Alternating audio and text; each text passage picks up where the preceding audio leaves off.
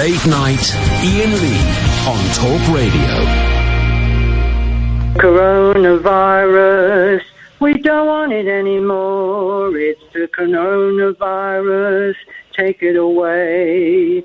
It's the coronavirus, go away. I can't stand it anymore. Please go away. I can't forget the time I heard you say, it's the coronavirus, take it away. So don't go outside anymore till it's gone. We don't want it anymore. It's the coronavirus, take it away. We don't want it anymore. Please God, take it away.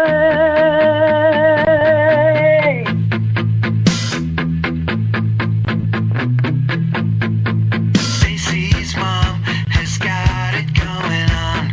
Stacy's mom has got it going on. Stacy's mom has got it going on. Stacy's mom has got it going on. Stacy, can I come over after school? After school, we can hang around by the pool. Hang by the pool. Did your mom get back from her business trip? Business trip. Is she there, or is she trying to give me the slip? Give me the slip. You know I'm not the little boy that I used to be. I'm all grown up now, baby, can't you see? Stacy's mom has got it going on. She's all I want, and I've waited for so long. Stacy, can't you see? You're just not the girl for me. I know it might be wrong, but I'm in love with Stacy's mom. Stacy's mom has got it going on. Stacy's mom has got it going on. Stacy, do you remember when I mowed your lawn? Mowed your lawn. Your mom came out with just a towel on. Towel on. I could tell she liked me from the way she stared. Way she stared. And the way she said, you missed a spot over there. Spot over there. And I know that you think it's just a fantasy, but since your dad walked out, your mom could use a guy like me. Stacy's mom has got it going on. She's all I want, and I've waited for so long. Stacy, can't you see? You're just not the girl for me. I know it might be wrong, but I'm in love with Stacy's mom.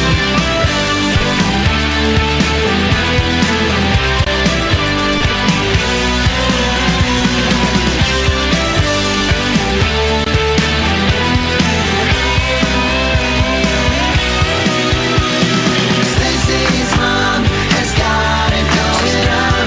She's all I want, and I've waited for so long. Stacy, can't you see? You're just not the girl for me. I know it might be wrong. I'm in love with Stacy's mom. I'm in love with Stacy's mom. Stacy, can't you see? You're just not the girl for me. I know it might be wrong, but I'm in love with Stacy's mom. 0344 499 1000 is the telephone number if you want to give us a call. The late night alternative. My name's Iain Lee. Who are you? Catherine Boyle. I had to think about it for a second. We're playing that. That's the Fountains of Wayne. Adam Schlesinger from the Fountains of Wayne has got this shitty bug that's going around. He's in a coma because of corona. I know, man. It's happening. He's in a coma because of corona. Sending you the vibes, and we're sending all of the vibes to everybody that's got this crappy disease. Rise! Sad, isn't it? 0344 499 1000 is the phone number if you want to give us a call. I like Fountains of Wayne, and Adam produced the last Good Monkeys album, and we're just seeing all this kind of stuff happening. Let's take some phone calls, shall we, Catherine Boyle? Please. Okay. Desperate. Kath, hang on a second. Hello, Vance. Hello, are you Vance? happy, buddy? I'm fine. Is Vance a name? It's my first name, yeah. It's an unusual name, Vance, like dance, but with a V. And so it's Vance? It's Vance, yes. Like Tommy Vance, but as a first name. All right, nice one, man. What you got for us? I just want to put a bit of a spin on it to bring it back to a bit of reality. I'm ex-forces. I've been driving heavy goods for 27 years. 2 days ago, I was delivering stock to hospitals in Bury by my company. My boss tried tooth and nail to keep me employed and 20 other guys. Unfortunately, what people don't realise is this furlough, and what people don't realise is for a company to keep you employed, they have to pay the wages up front. Now, my boss needed a bank. He needed money in his bank. He needed £60,000. He needed 60 grand in his bank, basically, to keep his friend, us, employed. He did not have that in his bank. The government have acted too slow, and because they've acted too slow, my boss now, his company has gone bust. 30 guys, as from today, have now lost their jobs. God. I'm now unemployed. I've got a daughter who's got a compromised immune system. We've isolated for 3 weeks. We've done everything right. And and what's infuriating me is people don't realise this virus started in China, and if you go on YouTube, people need to educate themselves. Whoa! Not on YouTube. Vance. First of all, I don't know if you've ever heard this show before, but what we're trying to do is we're trying to keep an upbeat, peppy, preppy, poppy vibe to the situation. There's plenty of other shows where you can go and do that.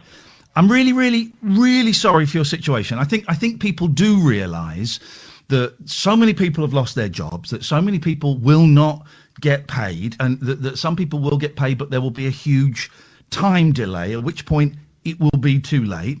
People get that.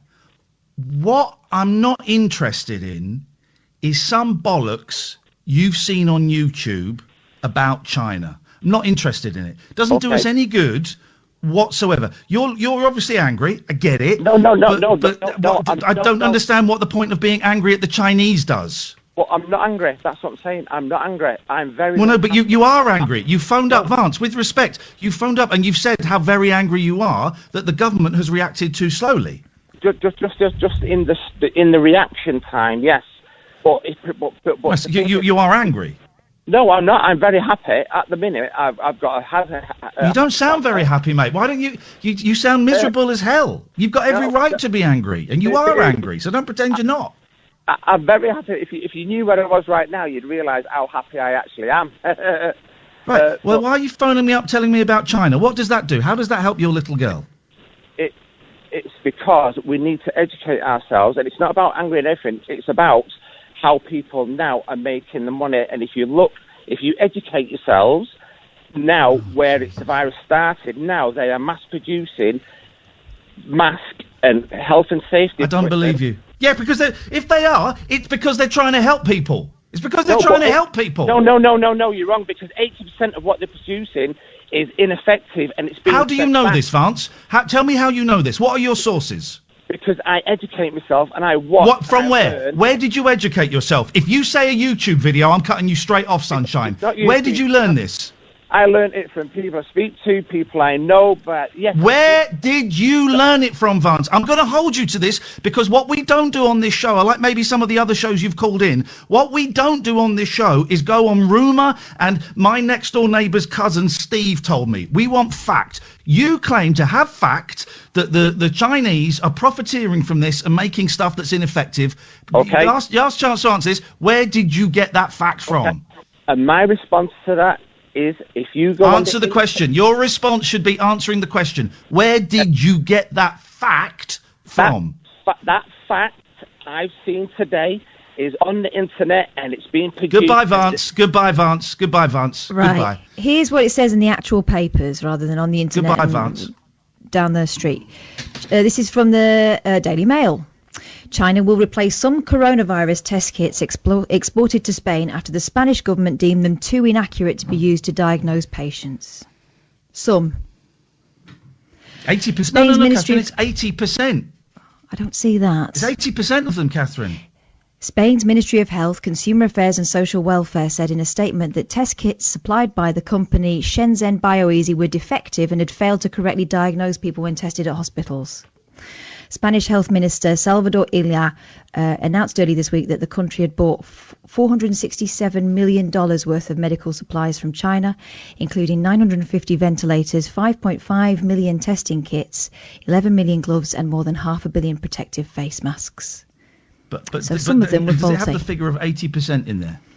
I can't see 80% anywhere. Here's what we've got, dear listener. We're getting new listeners all the time. I have it on good authority that the online listening figures for this station as a whole have rocketed. They have gone astronomical. You want to talk about profiteering from this? It could be argued this station is. Do you want to talk about profiteering from this? I'm 400 quid a month at least better off, because I'm not spending 100 quid a week on petrol. So I'm profiteering from this. I'm nearly $5 grand a year better off because of the coronavirus. Thank you, right?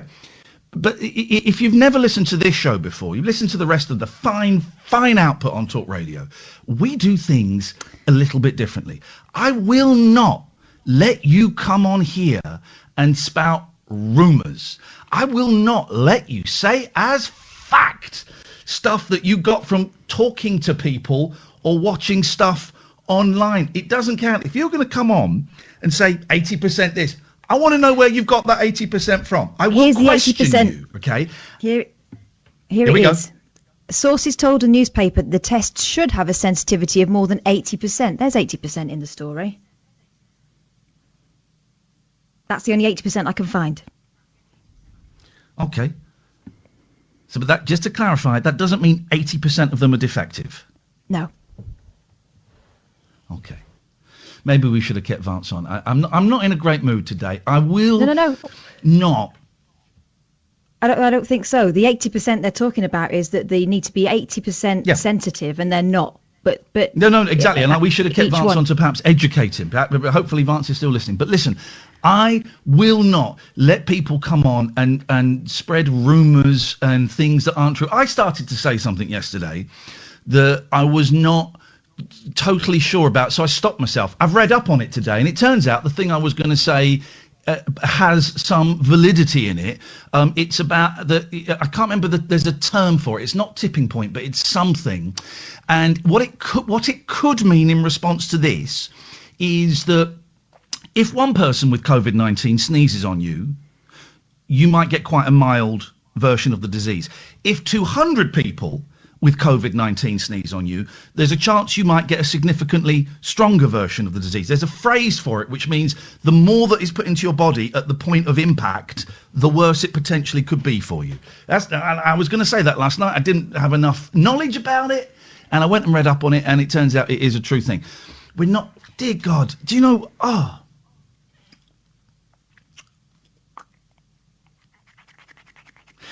so close to saying no calls tonight, because I've had a really lousy day, Kat. I've had a great day. I've done 2 AA meetings. I played some video games, and I just this afternoon, this evening, about 6 o'clock, I just sank into fear, real fear. I had a delivery came. I went next door and gave some stuff to Betty that I'd ordered for her, and I'm wiping it down with a disinfectant wipe and putting it into a bag and then leaving the bag, outside her door so she can come and get it. Ridiculous, absolutely ridiculous.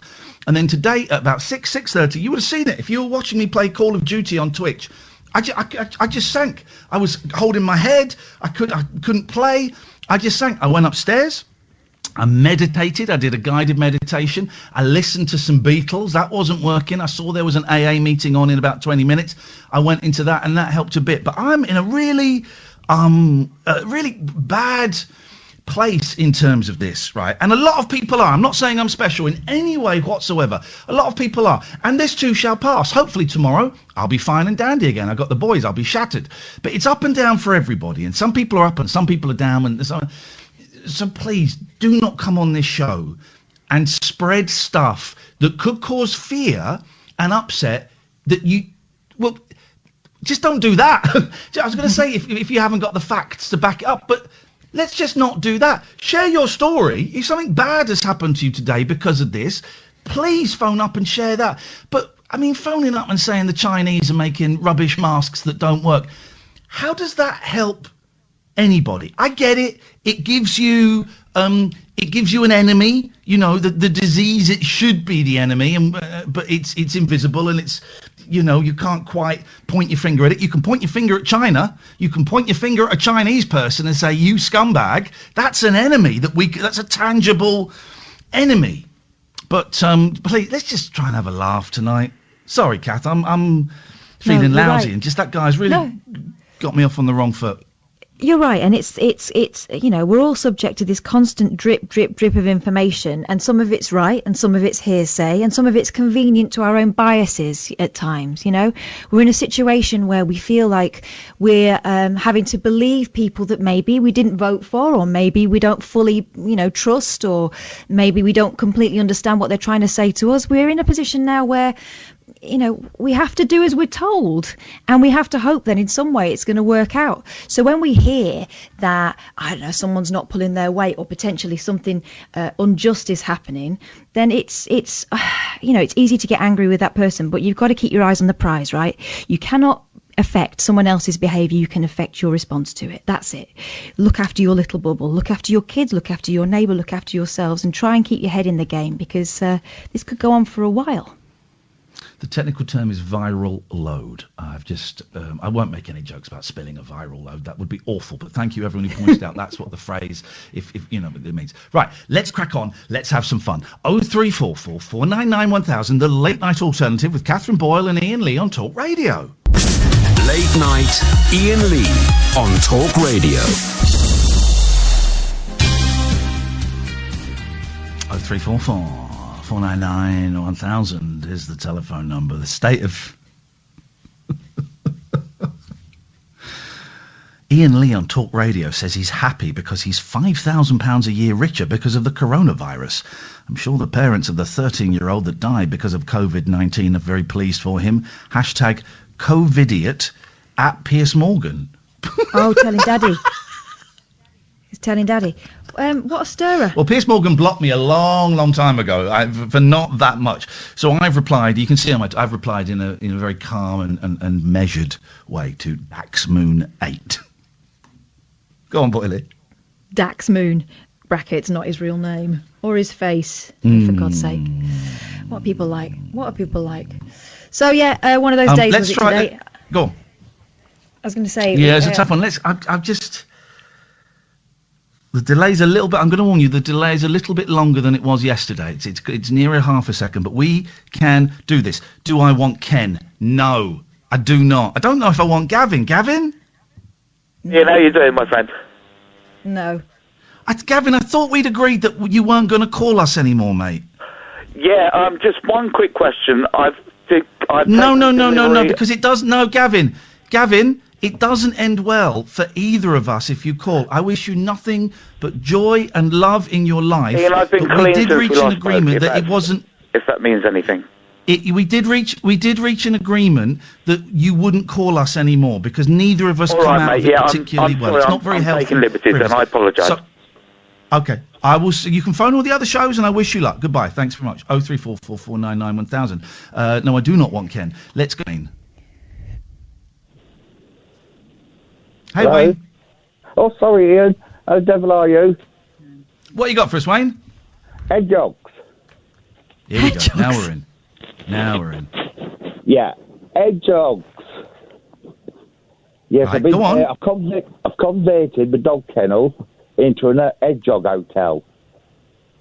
Now, I'm watching my garden now. It's been out of a week trying to watch them, filming them, and see what time they come to eat. And so I've got coming at 9 o'clock, 10 o'clock, which is quite early for hedgehogs. Normally they come in your garden when all the street lights go off and the traffic's quiet. But for some reason, they're out and about now, which I'm really happy about. Hello? Hello? What's happened there?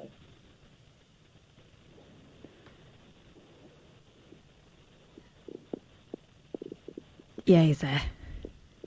What are you doing? Well, I mean, how long have you been watching the hedgehogs? Oh, for about a week now. Right. What's the most exciting thing that's happened? Well, they're coming into the garden, and I'm training them to go into a converted dog kennel. I've just taken into a little hedgehog hotel. Whoa. You trained them? Yeah. Well, Have you trained them? Well, well, my dogs are going hungry because I'm using their dog food as a trail. Aha. Now, see, what's happened, the neighbouring hedges have had it all chopped down, and they've been there for the winter. And what I'm frightened of, they might put, now things are getting a bit better, weather's getting better, they might put a match to it. Right. And where's all the hedgehogs going to run to? Hopefully. Your dog kennel. What if your dog's in there, though? That could be messy. Oh, no, dog's in the house. It's more like it's a little storage. Normally I use it for storage. But I've emptied it and put some boxes. I put some straw in it, dog food in it, water in it. So, lucky hedgehogs. Yeah, indeed. You know what? It's a hobby. It's a hobby. We're all doing stuff. Lucky listeners. What's ruthless about that, Ian? Sorry? I thought you said I'm ruthless. Oh, I don't know what you do to the hedgehogs when they're trapped, Wayne. Thank you so much indeed. Let's go to Paul. Good evening, Paul. Welcome to the Late Night Alternative. Good evening. Good evening to you both. I phoned you last year. Kath was on holiday, and you were a bit stressed, and I said lean towards meditation. I don't know if you remember. Yes. No. And I've just been listening tonight, and is it all right to mention the name of a website to you? Well, it depends what it is. I mean, if it's localsluts.com, then of course. No, what it is. You know, loads of. It's a joke. You know, loads of online places. I suddenly where I met her. Sorry.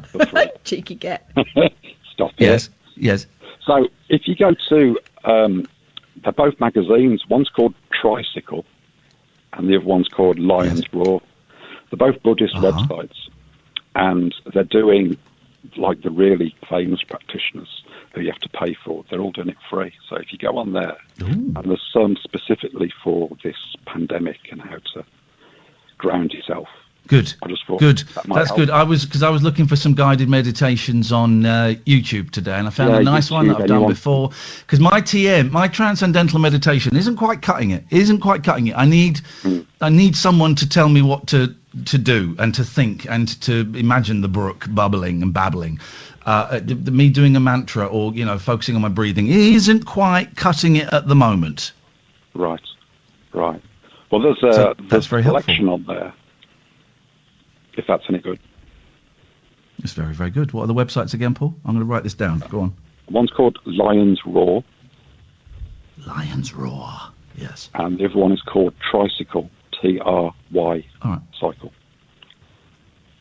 Okay. And hopefully you might Thanks, man. Well, leave a bit of help from them. I'll have some of it tomorrow before I go on Radio 4 with Simon Mayer, which I'm doing at 4 o'clock. 0344 499 1000 is the telephone number if you want to give us a call. This is the Late Night Alternative, weeknights from 10 on Talk Radio. Late Night Iain Lee on Talk Radio.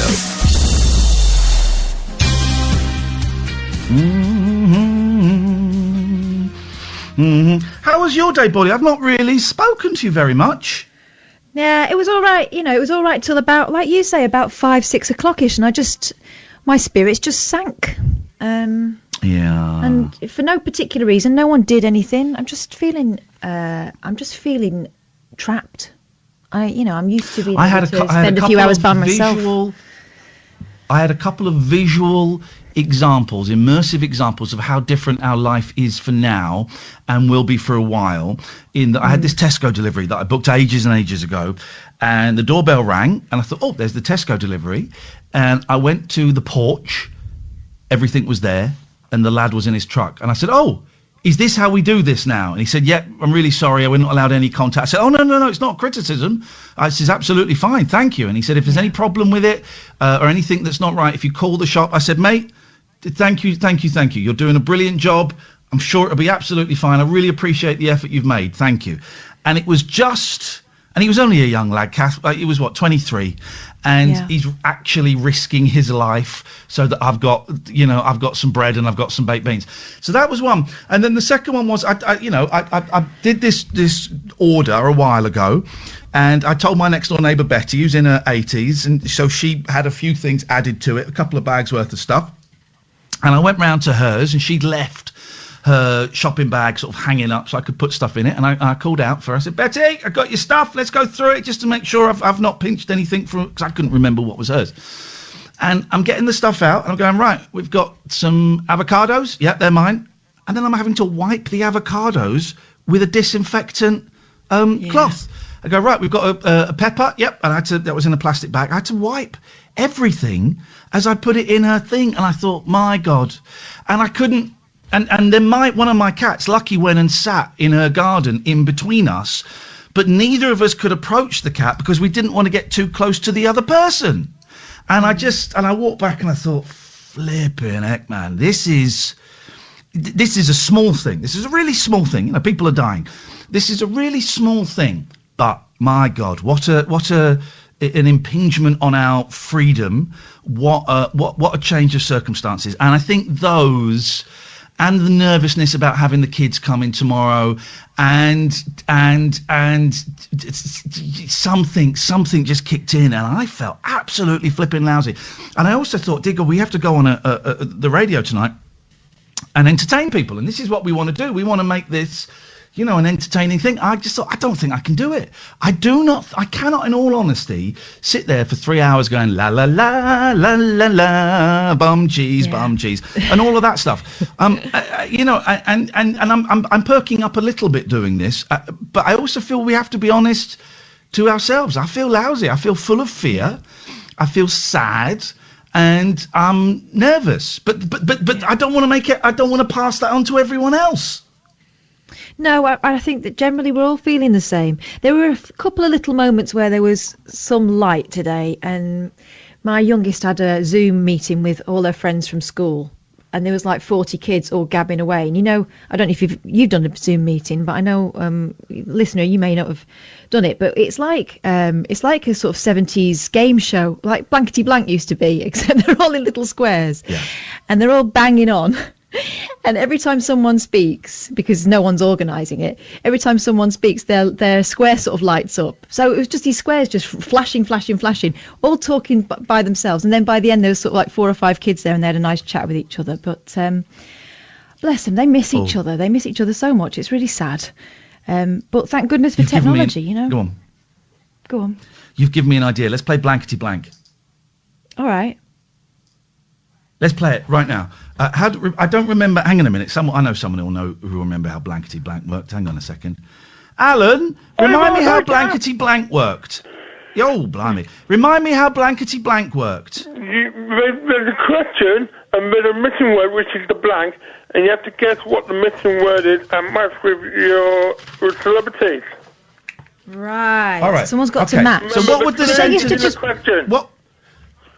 That was what the catchphrase is. But there's no catchphrase. That's a different programme. So the sentence would be something like, Alan Caddick was polishing his blank or blanks when his mum told him he was a dirty boy, right? Something like that, right? Let me get a piece of paper. Okay. So Alan Caddick was publishing his blank or blank told him he was a dirty boy. Something like that, Alan. Right. Mm-hmm. So I need you to think of the blank or blanks, okay? But don't tell anyone what it is. I'm thinking. Okay. No, you tell me when you've got something. You tell me when you have got something. Alan Caddick. Hang on a minute. Let me get the blankety blank. Go on. So I mean, dusty bin. Oh. What Well, you've just told us what the answer is, you dick. No. We're supposed to guess it, aren't we? No, you have to match my answer. No, we're going to get the callers to... we have to say it first. Oh, no, he doesn't. Start again. No, you just told us what it was. Well, bring up a different one now. All right. And this time we have to say our suggestions first, and then you reveal at the end, Alan. Don't spoil it. Got it? Well, I've just spent ages... Hang on a minute. Here we go. This is what we need. We're going to do this... Lily Savage.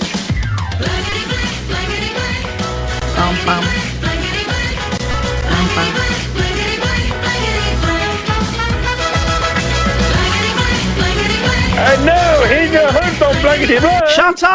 Shut up, no! You're the contestant, you're not the flipping announcer! We've got to start again now! No, not only have you ruined the question, you've ruined the flipping music, mate!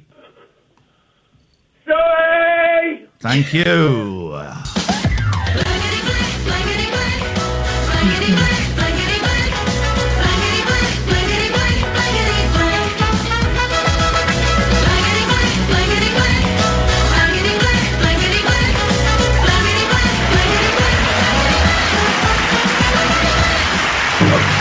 Oh, Blankety Blank.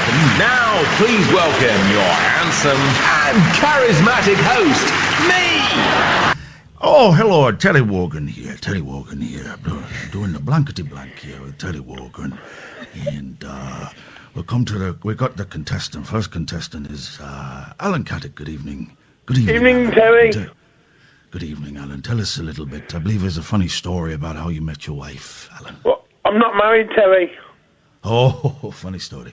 Okay, so Alan, you stay there. We're gonna go to our second contestant now. Is Sonia. Hello, Sonia. You're live. You're on Blankety Blank, Sonia. Hi, Ian and Kathy and Amy. Terry Wogan. Sorry about I'm Terry last night, Wogan. a minute to one. I'm Terry Wogan, Sonia. We're playing Blankety Blank now. You're the lovely Like from Jamaica. No, Sonia, we're playing Blankety Blank now. I'm Terry Wogan. Oh, Okay. the talks. Oh. So, Sonia, tell us a little bit about yourself. Me, I'm 82 at Christmas. A very young 82, I'm told by everybody. I've got 3 children, 12 grandchildren, 3 great-grandchildren. And wow! I live alone because I've been widowed 20 years. Okay, well, let's go and meet... we're just going to put those faders down for a second, please, Amy. Let's go and meet the first... celebrity we got there. Oh, sat over there. It's Anita Harris. Good evening, Anita. That's you, Kath. Oh, hello. How does she talk? Oh, hello, Terry Wogan. It's nice to see you. And you sound just like Terry Wogan. Thank you, Anita. Let's go over here. And, line 2 is Kenny Everett. Good evening, Kenny. Welcome to Blankety Blank. That's you, Craig. Craig, that's you. Craig. Right, goodbye. Right, get rid of that. Hang on a second. Poor Kenny. Close that. Right. Well, I mean, exactly. And over here on line 4, it's controversial. It's Dave Lee Travis. It's the only one I can think of. I'm sorry. I'm really sorry. It's Dave Lee Travis. Hello, Dave. Hello. That's you, Alistair. Hello, Dave Lee Travis. Hello, Dave. Dave Lee Travis, I'm the best radio jockey in the world. Could you say quack quack oops? Quack quack oops. Okay, thank you. And I believe if we put that down there, and it's a bit complicated this, we go over here, and there's Kenny Everett. He's back. Hello, Kenny. Hello, I'm the funny one in the middle. Kenny. Oh dear. Okay, we'll come back in a bit. Let's go to our contestants now. So, Alan, you're going to go for... Flipping S is long, isn't it? Alan, here's the first one, okay? Okay. Alan Caddick was doing a little bit of DIY in his mum's bedroom when he fell off the ladder and got a screwdriver stuck up his blank. So, Alan, you write that down there. Alan Caddick was doing a bit of DIY when he fell off the ladder in his mum's bedroom and got a screwdriver stuck up his blank. Oh, do you have an answer, Alan? Don't tell us what it is. Yeah, I've got the answer. Okay, let's go to Anita Harris. Anita, what do you think it is? Up his bracket, Terry. Is it bracket, Alan? No, okay. Let's go to Dave Lee Travis. Dave, what do you think it is? Nose. No. Did you get it stuck up your nose? Okay, let's go. Let's go to, if we there we go. Let's go over to Kenny Everett. Kenny, what do you think? This is it. What do you think, Alan Caddick, where he got the screwdriver stuck up? He got it stuck up his chimney. No. Alan, what was the answer? Elbow. Up your elbow. Okay. Here's the thing. You're supposed to do one that they can think of. You didn't get a point there. Right, we go to Sonia. We go, shut up. Up his bum. Shut up, Alan. Sorry? What? Stuck up his bum. Sonia? No, Stuck up his you bum. wish. Okay. Okay, no, it was up his elbow, Sonia. Calm down, love. Right. Okay, it's your turn, Sonia. Remember, you're hopefully thinking of one that everybody can get. Terry Wogan, Togs, Alan Balls. Okay. Sonia was very, very hungry one night, and the only thing she could shove in her mouth was a blank or blanks. Sonia was very, very hungry one night. The only thing she could shove in her mouth was a blank or blanks. Don't tell us what the answer is, Sonia, but do you have an answer? Let's go to Anita Harris. Sonia was very hungry one night, but the only thing she could shove in her mouth was a blank or blanks. What do you think it is, Anita? Bag of nuts. Was it a bag of nuts, Sonia? No. It was not a bag of nuts. Okay, let's go to touchy-feely man Dave Lee Travis. Dave, Sonia was very hungry, and the only thing she could get in her mouth was a blank or blanks. What was it, Dave? Oh, that's a hard one. Was it a hard one, Sonia? Was it a hard one, Sonia? No, it wasn't. It wasn't a hard one, Dave. Good effort, good effort. Let's go to Kenny Everett. Kenny, Sonia was feeling peckish one night, but the only thing she could get in her mouth was a blank or blanks. A bag of artichokes. What? Flip it, come on. Sonia, was it a bag of artichokes? No.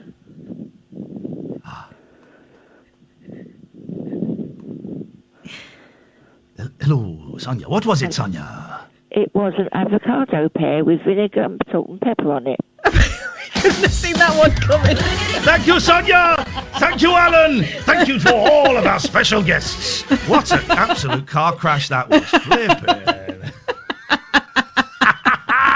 Although, Dredge, it has to be said, your Kenny Everett is spectacular. Oh, thank you very much. Can we do 3, 2, 1 now? No, we cannot. This, dear listener, is Talk Radio. Late night, Iain Lee on Talk Radio. 03444991000. Good evening, Sonia. Hi. Can I tell you a quick story about one of my mischievous sons? Yeah, of course you can. Right. Raffles, is he? One night, we pulled up on the drive. I've got 3 children, 3 years between each one. Yes. My next door neighbour called me in, and she said, Sonia, she said, do you know there's a light in your loft? I said, how do you know that? I said, I don't think I've got a light. So she said, come in. I went up to the loft, called my husband, and blow me, there is a light in my loft. So I went back in the house, and all the kids are home, they had their supper. I said, do you know what? All of you come upstairs with me. And Anthony said, no, I'm going out. It was about 13 or 14. Anyway, as we went out, we went upstairs. And you know what we found? He'd fixed a plug up to the light, and he was growing grass.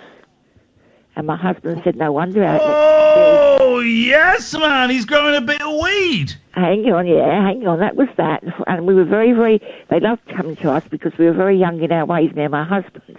So one night, he made a cake. And they're all sitting down eating it. Do you want a niece? I said, yeah, I don't mind a bit. Anyway, I had a bit of cake, and he had 3 or 4 friends, and we were all there. And I suddenly said, what's it got, nuts in it? And he went, oh, shit, right?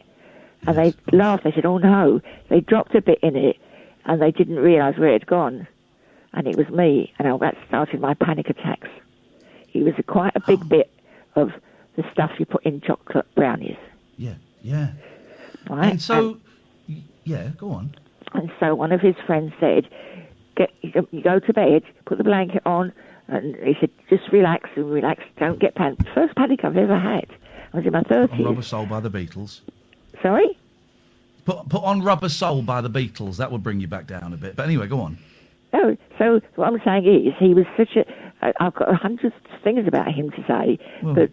he drugged you and caused you to have mental health issues. Sounds great. Yes, it did. Yes, it did. Yeah. And he's the only one out of the 3 children that hasn't got it.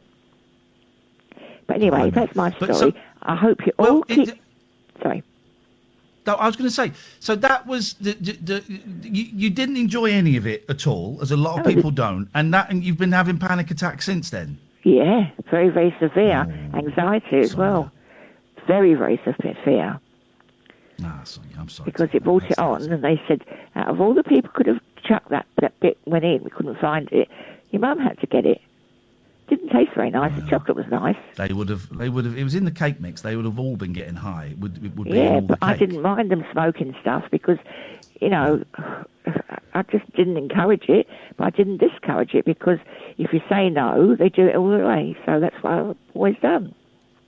So that's the Sonia, story. thank you very much for that, Catherine. Because of the slightly elongated delay, I'm kind of maybe we should kind of sort of take it in turns to lead a conversation, but that won't preclude us from chipping into other people's conversations. So if I'm talking at any point, you want to dive in, then dive in. But why don't you say hello to Alistair? Oh, hello, Alistair. Hi, Catherine. Hi, Ian. How you doing? Well, I know how you're doing. How are you feeling better tomorrow, Ian, mate? I feel it. I feel you. Now, actually, it's a request to Ian. I made the request last week. Am I right, Ian, in thinking that you can play music now through the things to your computer? Oh, I can play music through the computer. Even more impressively than that, Alistair, I have a selection of guitars near me, so I can play music on guitar if you want me to. I would do that. I mean, he says impressive, but... Okay, so obviously it's your decision as producer, co-presenters, but could you play This Town Ain't Big Enough for instrumental, ukulele and glockenspiel? Why? Well, okay. Just it's a bit... Well, no, I've not... Hang on, I've not said no. I just said why. So I think it's the best... best well, I thing can't on find YouTube. it. Is it Lucky Pockets? Is it Lucky It's Pockets? It's YouTube, on YouTube. I don't know. Yeah, I've typed in "This Town Ain't Big" ukulele in YouTube, and I can't see it. Oh, here we go. Here it is. All right, hang on. Everybody call out. There's an advert for a Wi-Fi blaster. Gosh, that looks very, very impressive. All right, let's have a little listen. Here we go.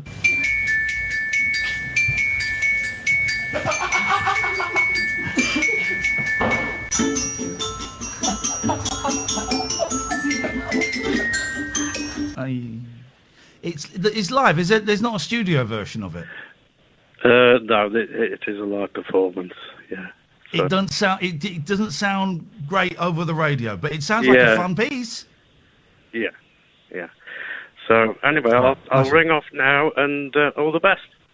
Bye, Alistair. Thank you, Alistair. 03444991000 is the telephone number.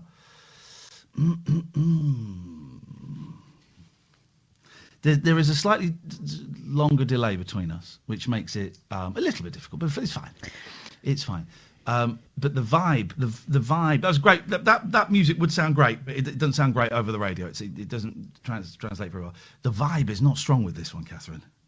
It's really tricky, and I'm kind of watching you on YouTube to try and get some idea of like facial expressions and hand movements and stuff. Don't do that. Don't do that, because YouTube is even further behind. So YouTube is out. No. But then at least I could see what you're doing when it went quiet earlier on, and you had a moment. So yeah, it's handy in that way. I know you were. How? I was lying on the floor. This is the weirdest thing ever, right? This is the weirdest thing ever. I was talking to who I was talking to the other day, and I said everything is up for grabs now. Anything is possible, right? Because if you'd have said 6 months ago, there's going to be a global pandemic, and people will be dying, predominantly old people, but people of all ages will be dying, and the government will order everybody to stay indoors for months. You go, yeah, sure, all right, whatever. But that's happened, right? And that means now anything is possible. Next year, there might be a war. We might be invaded next year by a foreign country. There might be aliens next year. Do you know what I mean? Because this is such a far-fetched, silly, crappy film you'd watch on an aeroplane plot that now the whole fabric of reality has collapsed. Anything is possible now. Yeah, I know what you mean. And you watch TV and there are people outside and knocking on each other's doors and walking too close together, and it seems like, my God, the golden years, things we took for granted, things we took for granted 6 weeks ago. It seemed like a fantasy. I'm looking forward to doing that again. I wonder. This is going to go on way longer than everybody's expecting, guys. Get used to it. This is the new normal, right? Certainly for quite a long time. And I just wonder what it will be like on the other side. There will be another side. We will come out the other side, definitely. And everyone's going, well, I think we'll all be kinder when we come out the other side. I don't know if we will. I think some people will. I think some people will retain an element of wanting to help society and wanting to help their community. But I also think people seem to be ignoring the other side, of which it's the minority, but the selfish side that has been brought out in people. And I think that can only grow. I mean, the number of people tweeting me this evening, it's the usual suspects, it's the usual suspects. But calling me a shill for not allowing people to attack China and all of this kind of stuff. I think things will just be as crap as they were before this happened, but just crap in a different way. And I think, unfortunately, people are going to have a lot of time to do research on YouTube, and they're going to come out as experts at something, but it won't be reality necessarily. What are you doing with this time? Because when it was announced we were all going to have to stay at home, part of me was thinking, I could relearn to knit, I could learn a foreign language, I could make movies and edit them, practice my filming and my editing. And of course, all I've done is play Call of Duty and watch terrible American sitcoms. I've done absolutely. I've read one book because I can't really focus on it. I have no motivation. Have you done anything constructive, Catherine? And I think that will enrich your life? I was super productive for the first week or so. I did, I altered some curtains that were driving me nuts. They'd been driving me nuts for a while. I made bread. I made soap. I made cakes. I was super present for the kids. But the other thing was there was something else going on from before all this happened with a family member of mine that I was worried about. And I think I was distracting myself from that by being kind of super mum. And we had some good news this week, and that situation seems to not be as serious as we thought it would. And it was kind of the news I thought I wanted, but I felt, I'm going to be honest, I was pleased and everything, but I didn't feel as relieved as I thought I would feel, because I don't think I can. I think I've kind of numbed myself. And so after I had that news, I've gone in a bit of a slump today. I don't know, maybe I was sort of stretching myself too thin. Do you know what I mean? Does that sound nuts? Yeah, I've gone into a bit of a trance. I do know what you mean. And I think that a lot of people are. And that's okay. Of course, that's okay. It will pick up. But I don't know. We're not doing a great job, dear listener, of lifting your spirits this evening. So I give you this get out. If you want to switch off and come back tomorrow night at 10 o'clock, you'd be very welcome. Because I don't know. We'll have a few laughs, but I don't know if I can quite get it into the next gear. I can't quite get that gear shift going a little bit. I'm doing Radio 4 tomorrow. I'm doing the media show on Radio 4 with Simon Mayo, and it's going to be talking about entertaining people on the radio during this. And I'm going to say that I'm telling people to switch off the radio. Not necessarily this show, but other shows that are too miserable and or are too focused on the news, because that is depressing as hell. And you know, and if tonight is depressing you, as it may be, because you can hear me floundering a bit. I don't flounder very often, and I'm all right, but I'm floundering. If you find that too depressing and we're not giving you the laughs that you want, you don't need to tell us. But I have absolutely no problems with you switching off and coming back tomorrow night. Not a problem at all. What do you reckon, Boyley? I think they're still here. But you don't have to be, is what we're saying. Yeah, we're in danger of becoming hyper-vigilant, and that's not a sustainable state of mind, is it? So, yeah, I completely understand that. Yeah, like trying to keep an eye on everything, checking the news all the time, like there's something you can do about it, you know, and like it's going to make a difference. It won't make a difference. 0344 499 1000 is the telephone number. If you just want to check in, you'd be very, very welcome. We've not got much in the way of giggles to offer you tonight, and that's okay. Catherine and I are human beings, and we are going through this as well. And today, you know, we kind of got slapped about a little bit. So you can call in about anything, all right? And if you want to switch off, if it's not working for you tonight, don't tell us. But that's fine, and we get it, and it's groovy, and we'll see you tomorrow, and hopefully we'll have a right old laugh. This is the Late Night Alternative, weeknights from 10 with Iain and Kath on Talk Radio. Late Night, Iain Lee on Talk Radio.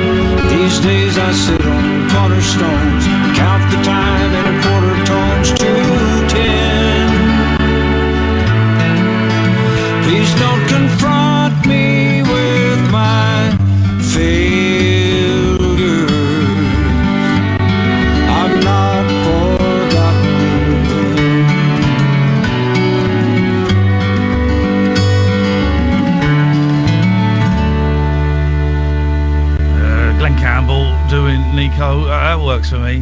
0344 499 1000, the late night alternative. I'm Iain Lee. Who are you, lady?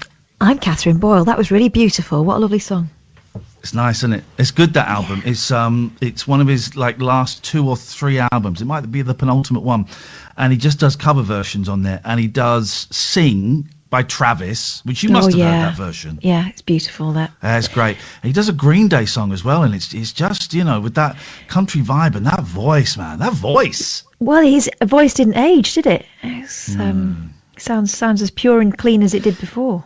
Which is ironic because our next caller's voice, Barry from Watford, when did you start sounding old? I know you are old, but when did you start sounding old? I'd imagine you probably sounded like this when you were about 12.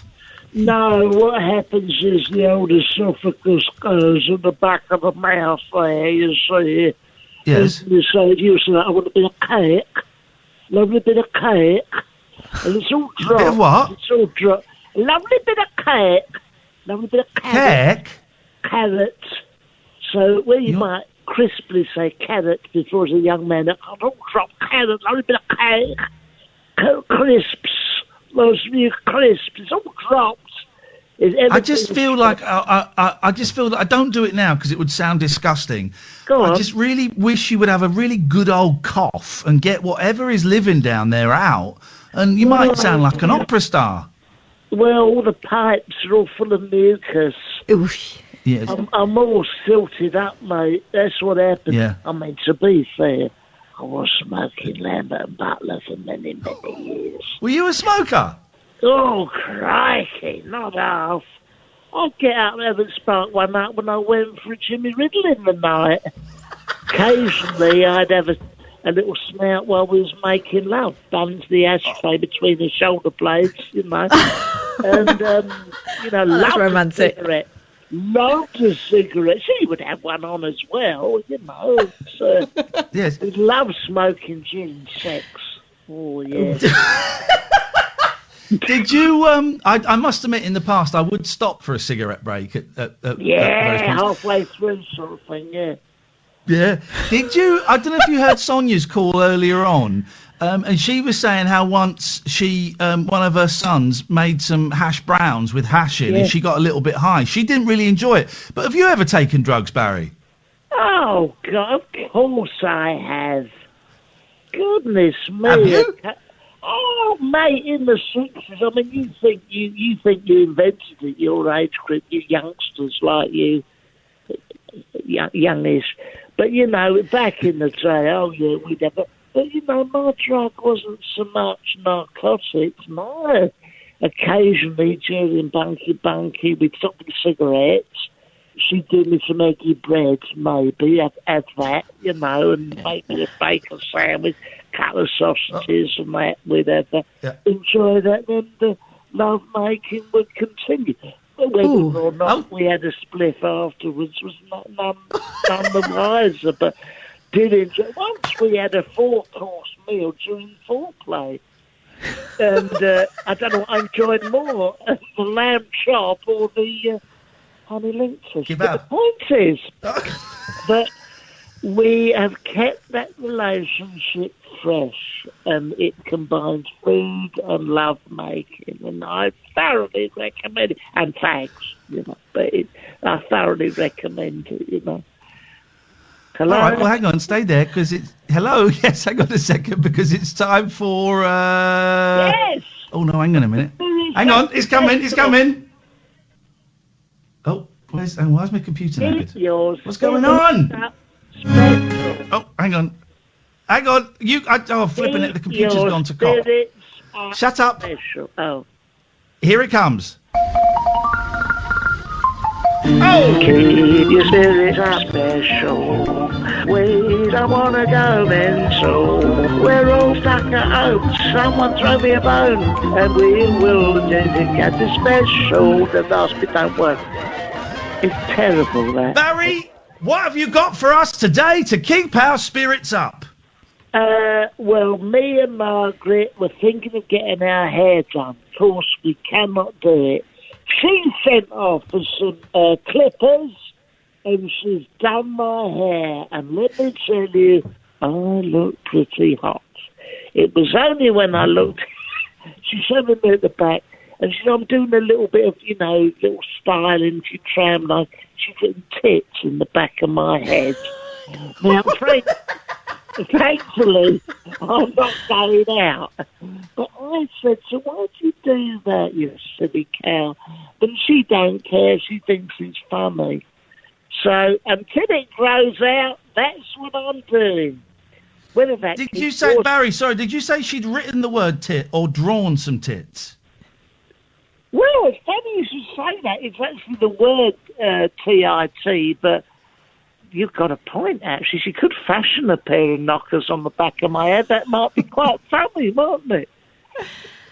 But, so, yeah, no, we're getting on we're driving each other a little bit mad, but you know what? It needs must, doesn't it? There's been some moaning minis on your phone again tonight, hasn't there? Moaning minis! Come on! I'm feeling I've been a little bit moany tonight, Barry. That we could be in this situation for, I don't know, years. Good. What? I enjoy it. Who wants to go out and earn a living? I go out with the dog, take the dog out. All right, you nod to people. Quite honestly, some of my neighbours, it's a relief not to talk to them. Take the air, lovely sunny day. It's beautiful, and it's the added bonus of you and me have been reunited with Kath.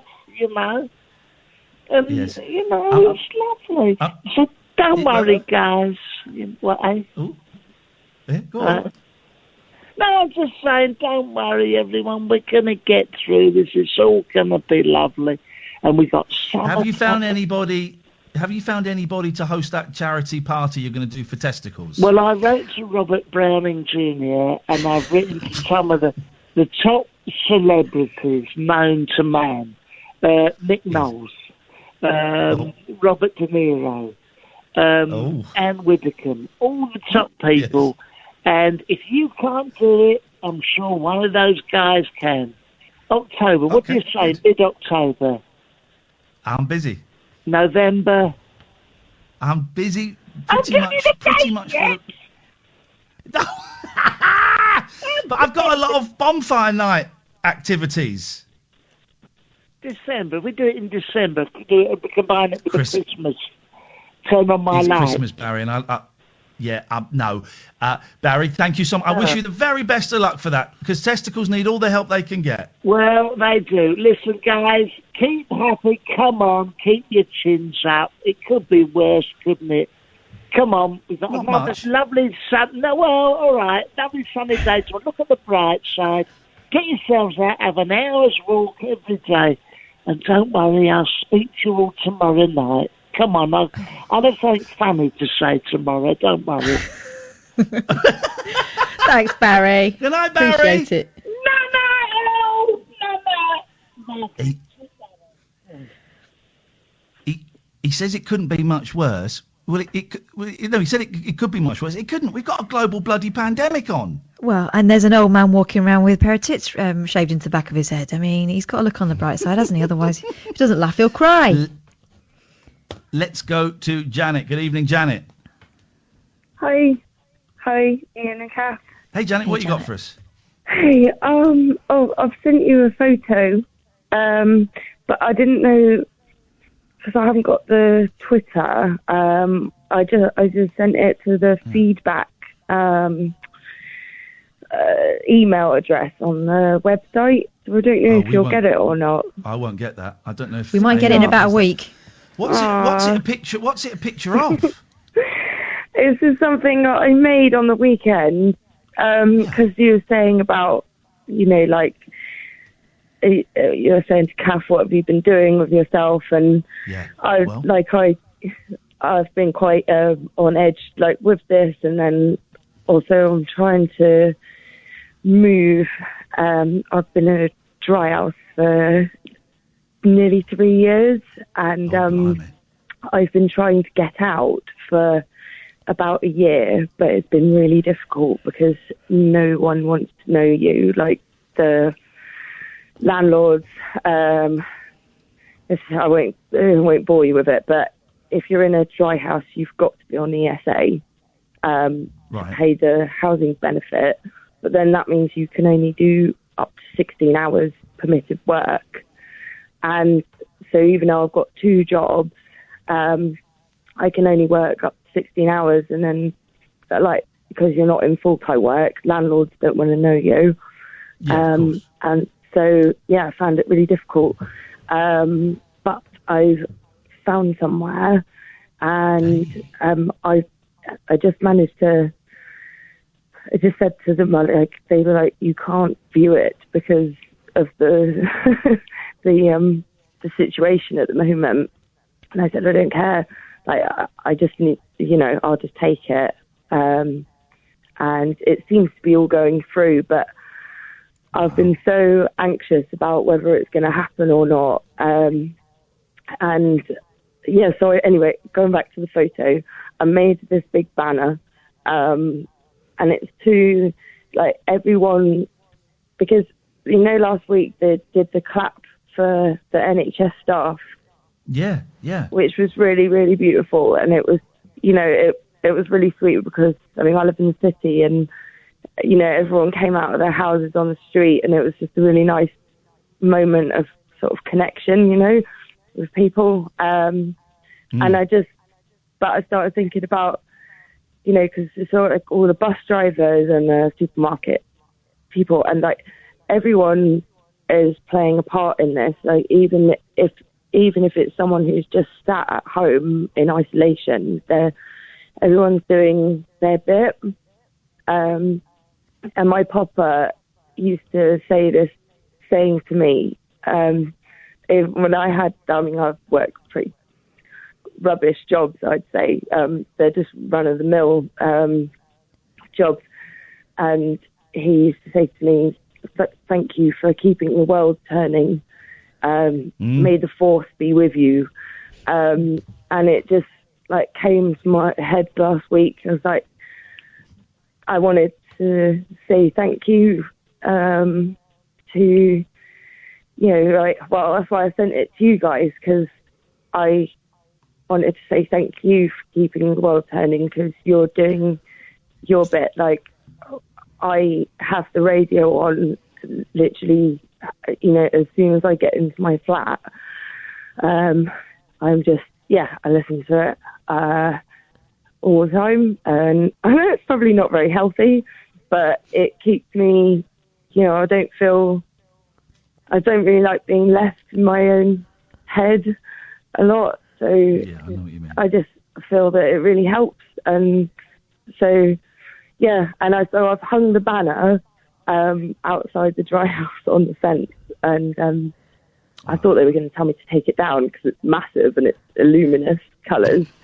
And it's there because all the bus drivers come past, all the ambulances are coming up and down the street.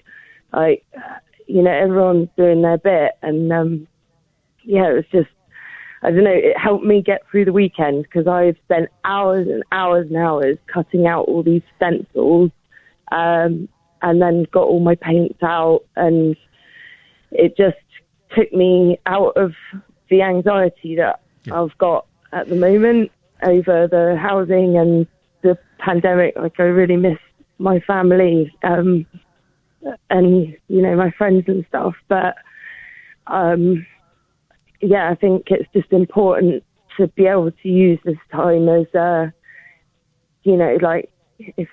if people have got these, like, little things that you don't get a chance to do usually, then, like, try and embrace it if you can. But I know it's hard as well. Like you were saying, you just feel flat and, like, play on your games and stuff. Like, I have, I think everyone is having those moments, and I think it's important to just kind of, like, accept that and go, okay, it's just, we're having one of those times now, and just going to sit down and, do whatever. But, like, I don't know, I'm really glad that the AA and CA is online. That's been really, really nice.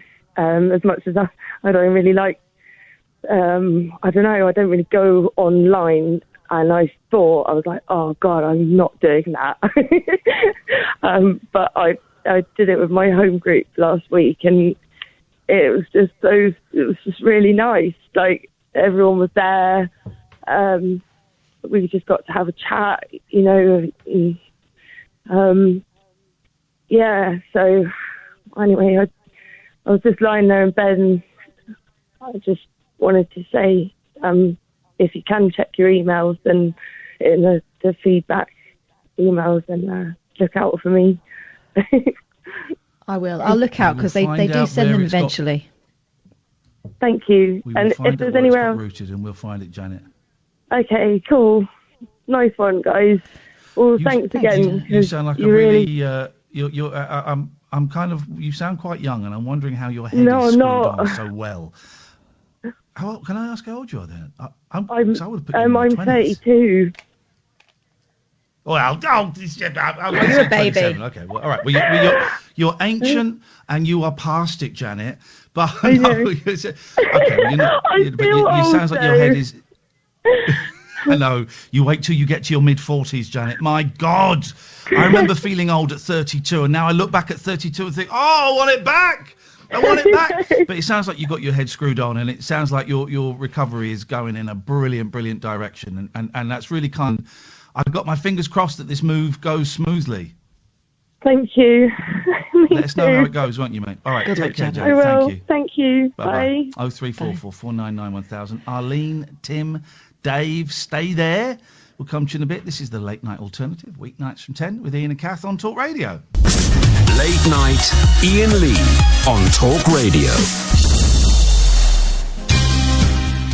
You're listening to Late Night Alternative. I'm Catherine Boyle. Iain Lee is over in his house, about 45 minutes away from where I am, but together we're bringing you as much of the normal show as we possibly can.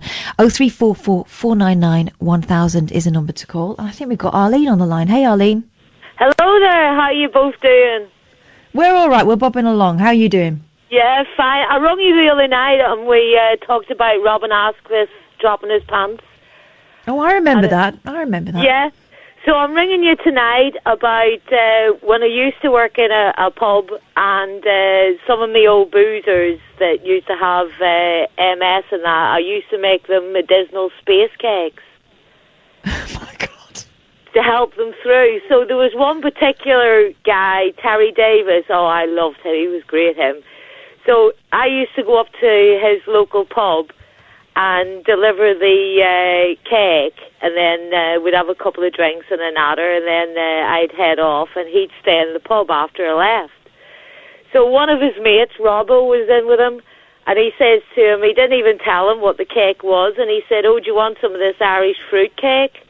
So Robbo had a big bit of this cake, and he got into his car, and he said he was hunched up at the steering wheel, driving at 5 miles an hour to see his grandkids, and he thought he was having this stroke. They were all eating bean sprouts, and he said it was just so loud. He really did. He thought he was getting really ill, so he says to Terry the next day, what did you give me? And he said, oh, Arlene's fruitcake. Oh, he was just crazy, and then... So he had no idea that you'd slipped him a space cake? Terry knew, but his friend didn't, that he gave the cake big slice to. Because I used to make a good fruit cake, you see. So he just thought it was fruit cake. God, well. And that was a bit naughty, that. Maybe a smidgen, yeah. It was a bit smidgen. But you used to do that quite a bit? Only for the ones that had medical, like MS. So I used to help to relieve their... condition a bit. Right. Yeah. And then one time in the pub, it was a really quiet afternoon, and I just delivered his cake. And about 10 guys all walked in, and the landlady thought, oh, this is great, they're in for the day. And Terry goes up and said, oh, any of you want some fruit cake? And they all said yes. And I think they only had the one drink, and then they left. I'm surprised he was still able to drink in there. But he was one of the characters of Manchester. Blimey, right? Well, what a charming story. I got stoned. My mum's got MS, and I got stoned with her once. I said to her, "Do you want to? I can get some weed. I know some. I work in television. I can get some weed if you want to get high with me, baby." And she said, "Yeah, let's give it a try." So I made some tea because she's not a smoker, and I'm not a good cook. So I made some tea. And we sat, and it was good shit, man. And we sat and we watched Countdown, and it was when Richard Whiteley was hosting it, and she was in hysterics at Richard Whiteley, and she was telling me all the family gossip, all about who'd slept with who and who had done what. And after about an hour, she said, "I don't think I'm getting anything off this." I said, "Oh, trust me, my love, you are." But she didn't do it again because she wasn't really suffering any pain. It was, I just thought it would be a laugh. And it was a laugh, but don't do drugs, but it was a laugh. But I used to very much enjoy helping them out whatever way I could, and that was one of the good ways. Good for you.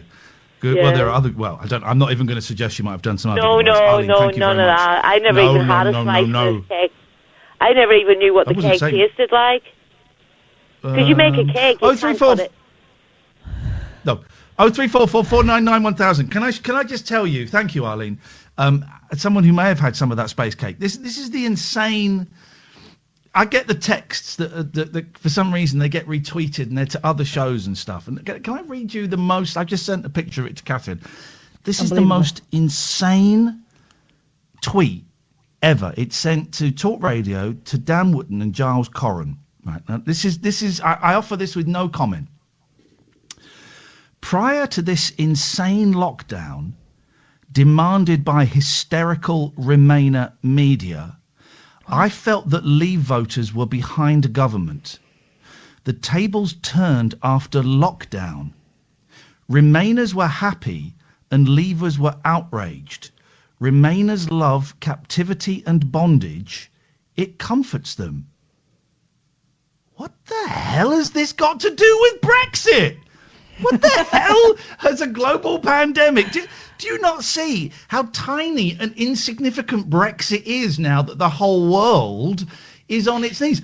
Listen, guys, we're still going to leave Europe, even though it's potentially putting lives at risk because we're not getting involved in the EU deal to have the breathing apparatus and stuff, even though they very kindly still asked us if we wanted to be part of it. And the government said, "Oh, no, we didn't get an email." That's an actual thing. "We didn't get an email." Yes, you did. But so even though it's potentially killing people, Brexit's going to happen.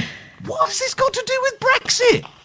Unbelievable. I did wonder how people were going to cope because a lot of people, their personality became Brexit, didn't it, for a long time? And I did wonder how they managed to fill that void. And now we know. Now we know this is an anti-Brexit. Brexit's going to happen, all right? It might be put off a little bit. Is that okay? If it gets delayed 6 months, maybe 12 months, because people are dying and no one can. Oh my God, there was a thing in the Daily Mail the other day. Did Barnier, I think I've got this right. I saw that. Did Barnier infect Bojo? Or Boris? Boris. Did Barnier infect Boris? Daily Mail, Brexit is happening. You don't have to accuse Michel Barnier of infecting Boris Johnson with the coronavirus. You don't have to do that now. It's done. You've won. It's happening. Good luck. Stop being so stupid. Let's go to Tim. Good evening, Tim. Hello there. How you doing? Hello. I'm all right, Tim. What you got? Yeah, not a lot. I just I heard you talk. I tuned in about half an hour ago and heard you and Kath talking about how you're a bit down. So I just thought I'd phone in and just let you know we're all on your side, mate. Thank you, mate. Do you know what I thought? For some reason, I had an image. I thought you were going to say something. I phoned in to cheer you up, and the image I had was. Do you remember that episode? You remember this, Kath?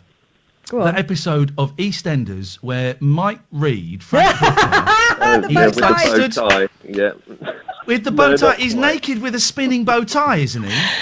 And he goes. And for some reason, Tim, I don't know you, but that's the image you put in my head. So, in many ways, you have cheered me up with that disgusting image. Better physique than me. No, really? Yeah, well, probably not. No. But thank you, mate. It's just, you know, but maybe I take our responsibility a little too seriously. We want to entertain you. You know, we want to make this a laugh, but you know, sometimes it ain't easy. You know, I think you hit the nail on the head before when you said, you know, you can listen to the news too much. And today, for the first time in a while, I haven't listened to the news at all, so I'm in quite good spirits this evening. But it can bring you down. Really? Yeah. And if you've been gorging on it today, then that's possibly half the problem. I haven't, but I did listen to a little bit. I'm going to stop listening to the briefing, you know, the Downing Street briefings, because, dear God, Michael Gove and Dominic Raab, it just sounds like we're being told off. You know, Well, it's all these two absolute muppets. So, of course, there was the brilliant thing the other day, I think it was yesterday, Dominic Raab giving a statement saying, do not touch your face. And then he licks his fingers to turn the page over on his speech. Genius. God, you absolute plum.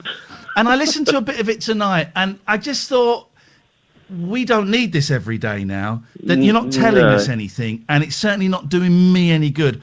I'm out. Yeah, you know, and not unless until there are more specific. Go on, sorry. Not unless it's something new, I suppose, particularly. But then again, I suppose different people listening at different times.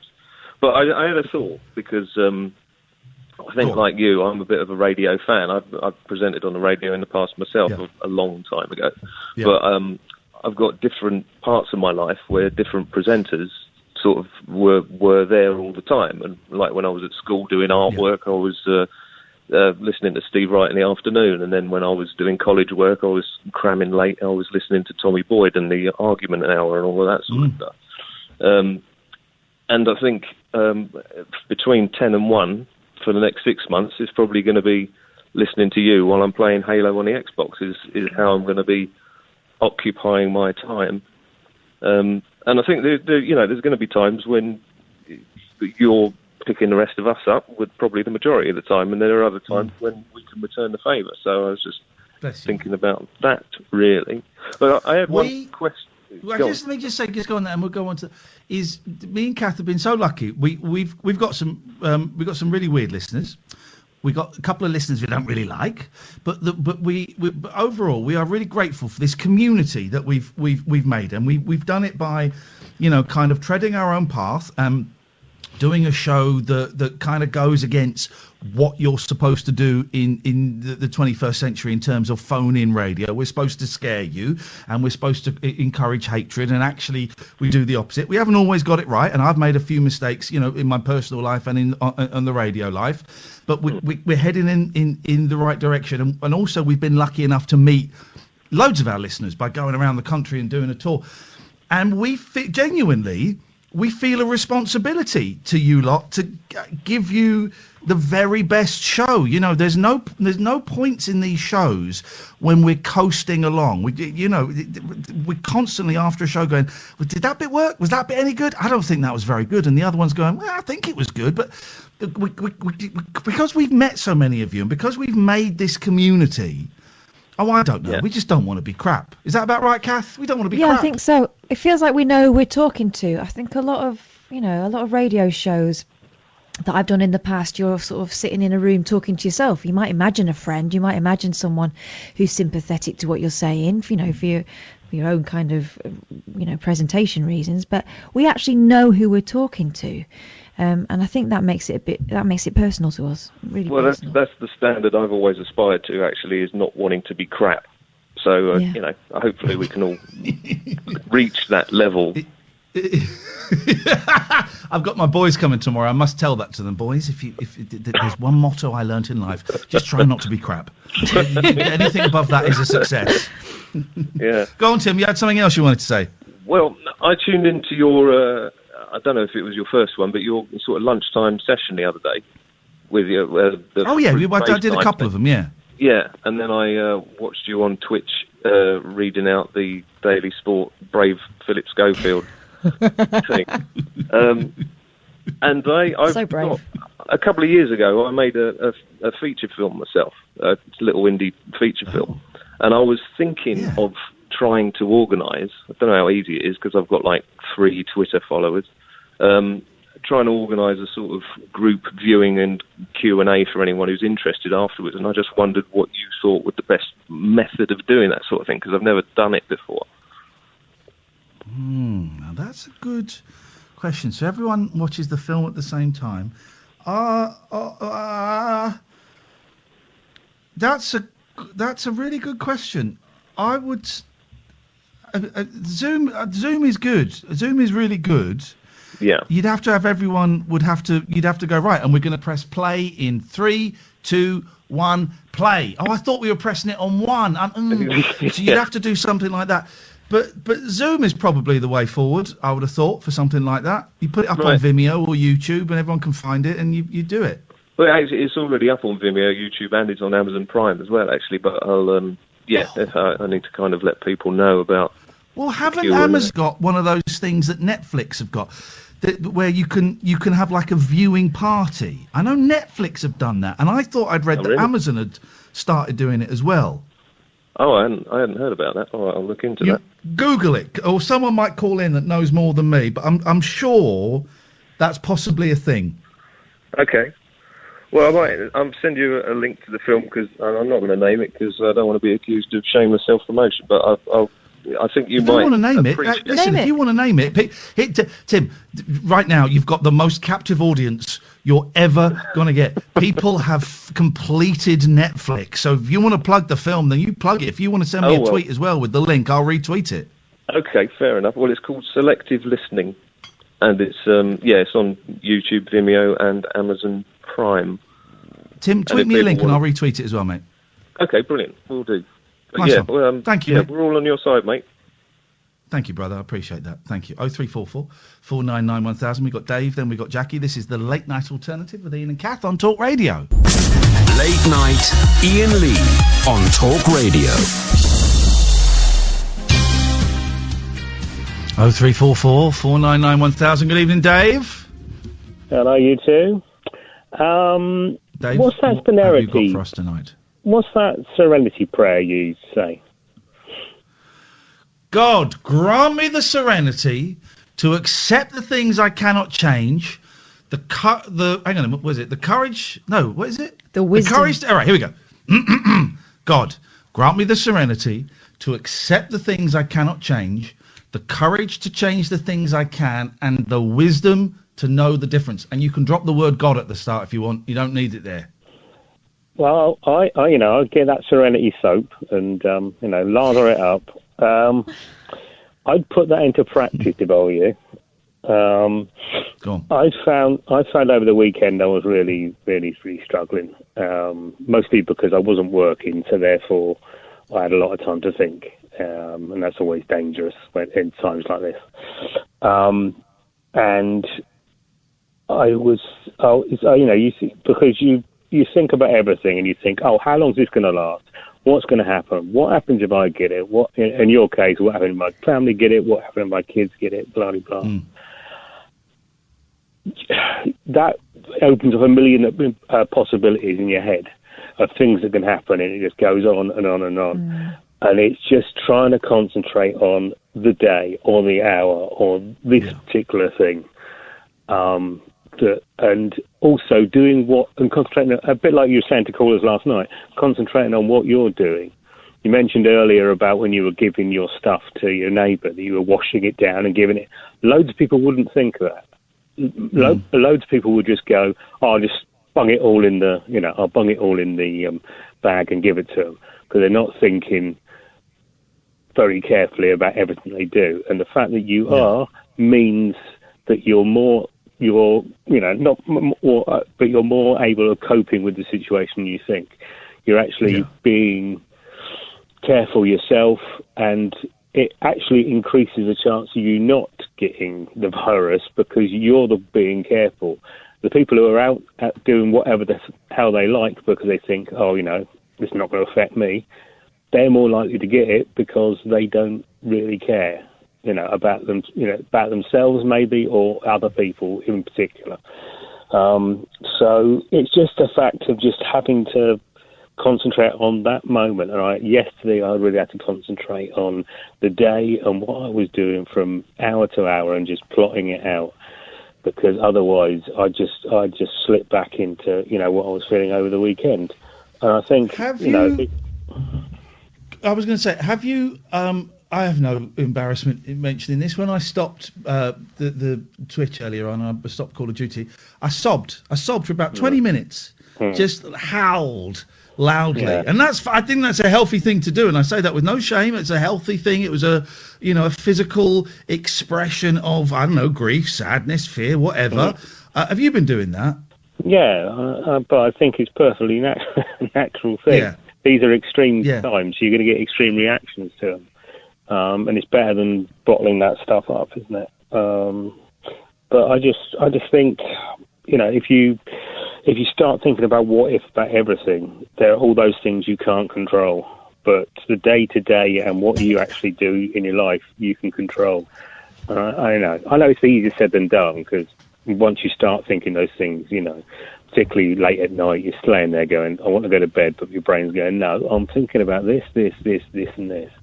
And it's I suppose it's easy so done. But if you just take each day as it goes, is a bit of a cliche. But at times like this, one day at a time, sweet Jesus. By the way, the guy who just rang up about his film, my friend did that yesterday. She got everyone to start watching her film, and then she tweeted all the way through it, and there's a Q&A at the end on Twitter. So that might be an idea for him, that's all. Why? Can I ask you a personal question, Dave? Yes. Why did you just ignore my brilliant singing?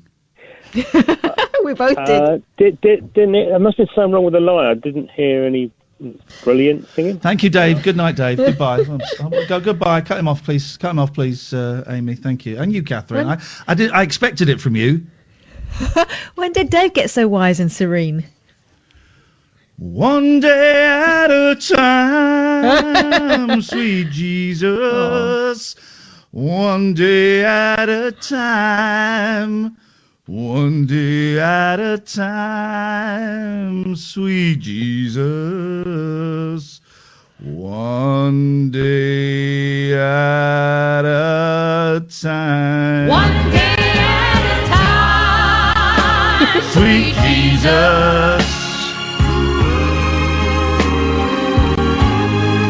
I'm on with you.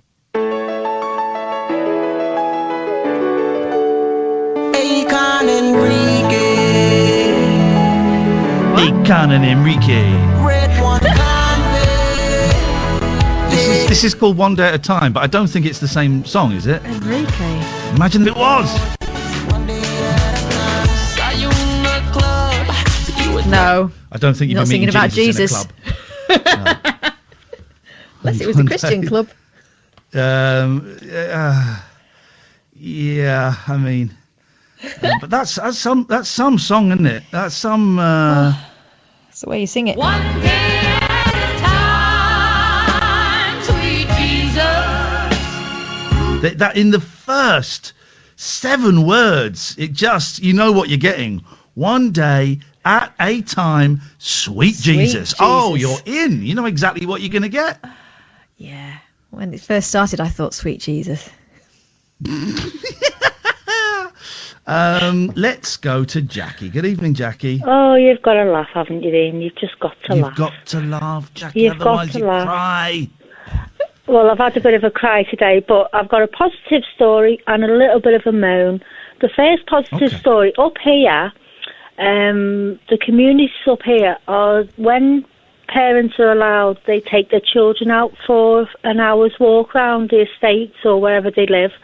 The people are doing a teddy bear hunt, and everybody puts a teddy bear in their windows, a group of teddy bears or whatever, and when the kids go out for their little walk, they count all the teddies in the windows and then go home. Yeah.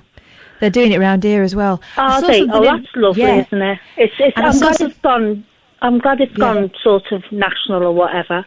Yeah. I saw something in the paper where someone had got those giant teddy bears that you only ever see in posh shops, and they were putting them in different positions every day. Like, there was one, No, not like that. But there was one where one was doing the ironing and one was hoovering up, and the next day they'd be dressed in different outfits. Oh, brilliant! I'll tell them to do that. I've got a giant teddy bear at my house at the moment. I'll send you a picture of it, Kath. But my youngest brought this massive teddy bear.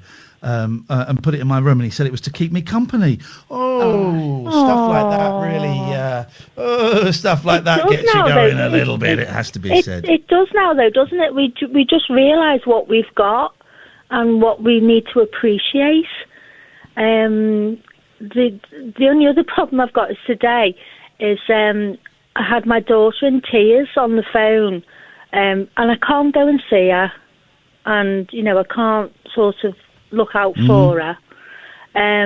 She went into a local major pet store, shall I say, for pet produce and foods and feeds and dog food and cat food and whatever. And she went in today. Now, there's a thing on telly that says, the advert, if you can pay by card, we do appreciate it, but there's no regulations at the moment to say that they can refuse to take cash payments. So if you've only got cash on you, you pay by cash. So she went in. She's got a pet Aylesbury duck that they rescued, and they gave it a home, and it's a lovely thing. A duck? So a duck, a white duck. The eggs are beautiful. Nice duck egg.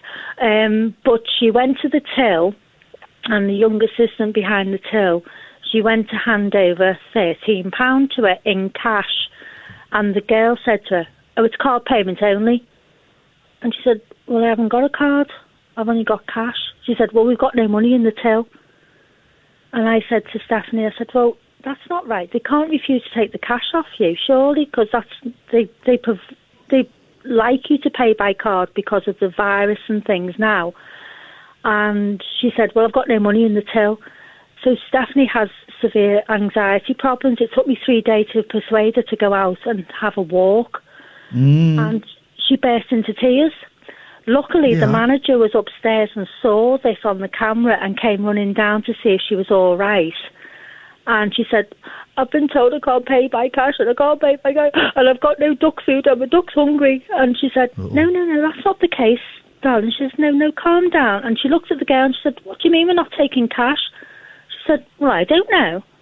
She said, "No, there's a till there with cash in for elderly and vulnerable people." And ducks. So, she said, no, we'll take this. And if you come back in again in a week, 2 weeks or whatever, just mention the fact that you are allowed to pay by cash, and there'll be no problem. So she calmed down and she left. And then phoned me when she got back. So I phoned up and asked them, and I said, "Well, nobody said anywhere that anyone's going to refuse to take cash off you."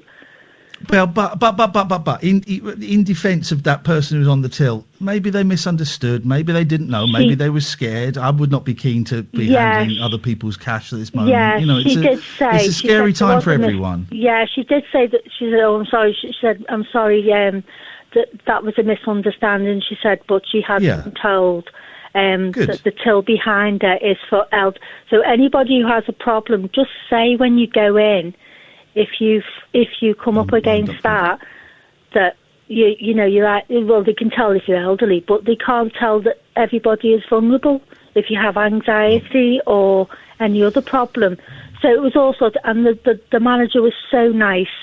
And she looked after my daughter and made sure she was okay before she left.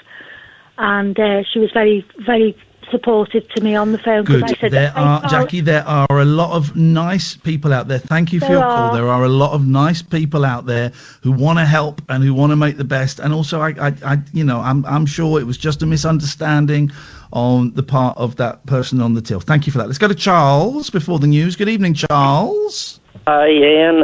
But firstly, I just want to say your video call the other day was really lovely. A great experience. Oh, the Zoom lunch. Did you join us for lunch? I was there. I was the one who was wearing a tie. Do you remember? And you pointed it out. Oh, yeah. You were studying. No, were you studying or were you teaching? I was doing online classes, so I wanted to look smart. That was it. That was it, Charles. And are you wearing, here's the question, are you wearing a tie now? No, I don't wear one to bed, I'm afraid. Oh, well, you should do, you I kinky know. little devil. What have you got? Nice to talk to you again, Charles. What have you got for us? Yeah. Well, you know, you quite a few of your callers have been mentioning crying today. Unfortunately, I had my moment earlier today as well. Okay, what do you want to tell us what happened? Yeah, so I spent most of last week feeling like I was going to wake up from all this at some point. And then, I don't know, today it was triggered by me losing the remote control. And I just spent an hour crying. I don't know. Probably not because of the remote control, but because of everything else, you know.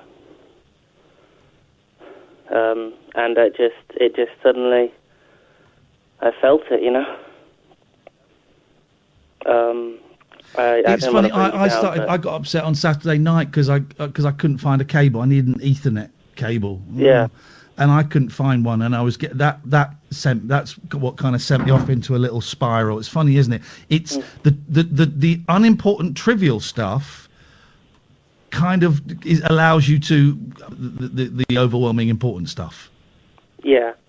So yeah, today was my moment that I had, and then I had to ask to be excused from an online class because I just wasn't up for it. But thankfully they got it. They understood. Yeah, good.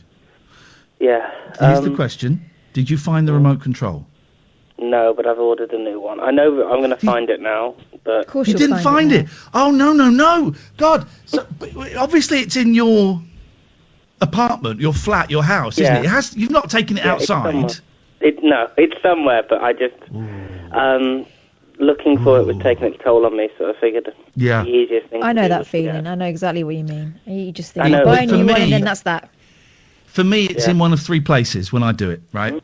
It's either down the side of the sofa, under the sofa, or it's in the kitchen. Because sometimes I walk out into the kitchen with it and put it down. But don't did a register really- that's what I've done. For me, there's always a fourth, somewhere absolutely bonkers that I'm never going to find it until I bought a new one. Well, do you remember that time, Catherine, you lost it and you found it up your arse? Do you remember that? It's I outrageous. don't remember that, but it's obviously in your imagination. Yeah. Come on, so sorry, Charles, for being vulgar. I do apologise.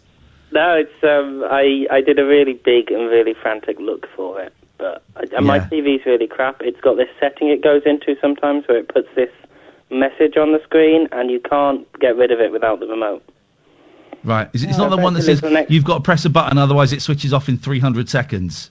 No, well, it just has this error message. So for the next 3 days until this remote arrives, my TV's not usable. Oh no, mate! Oh God! Yeah.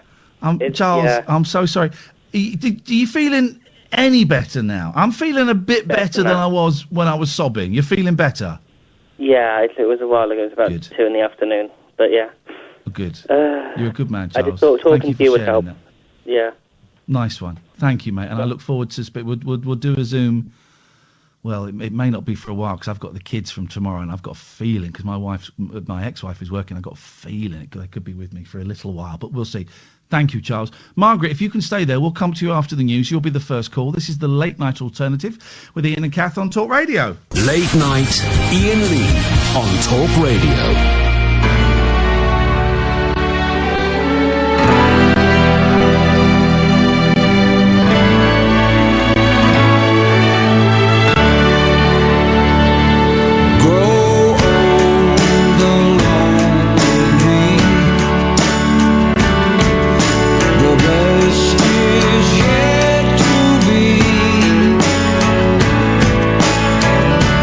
When our time has come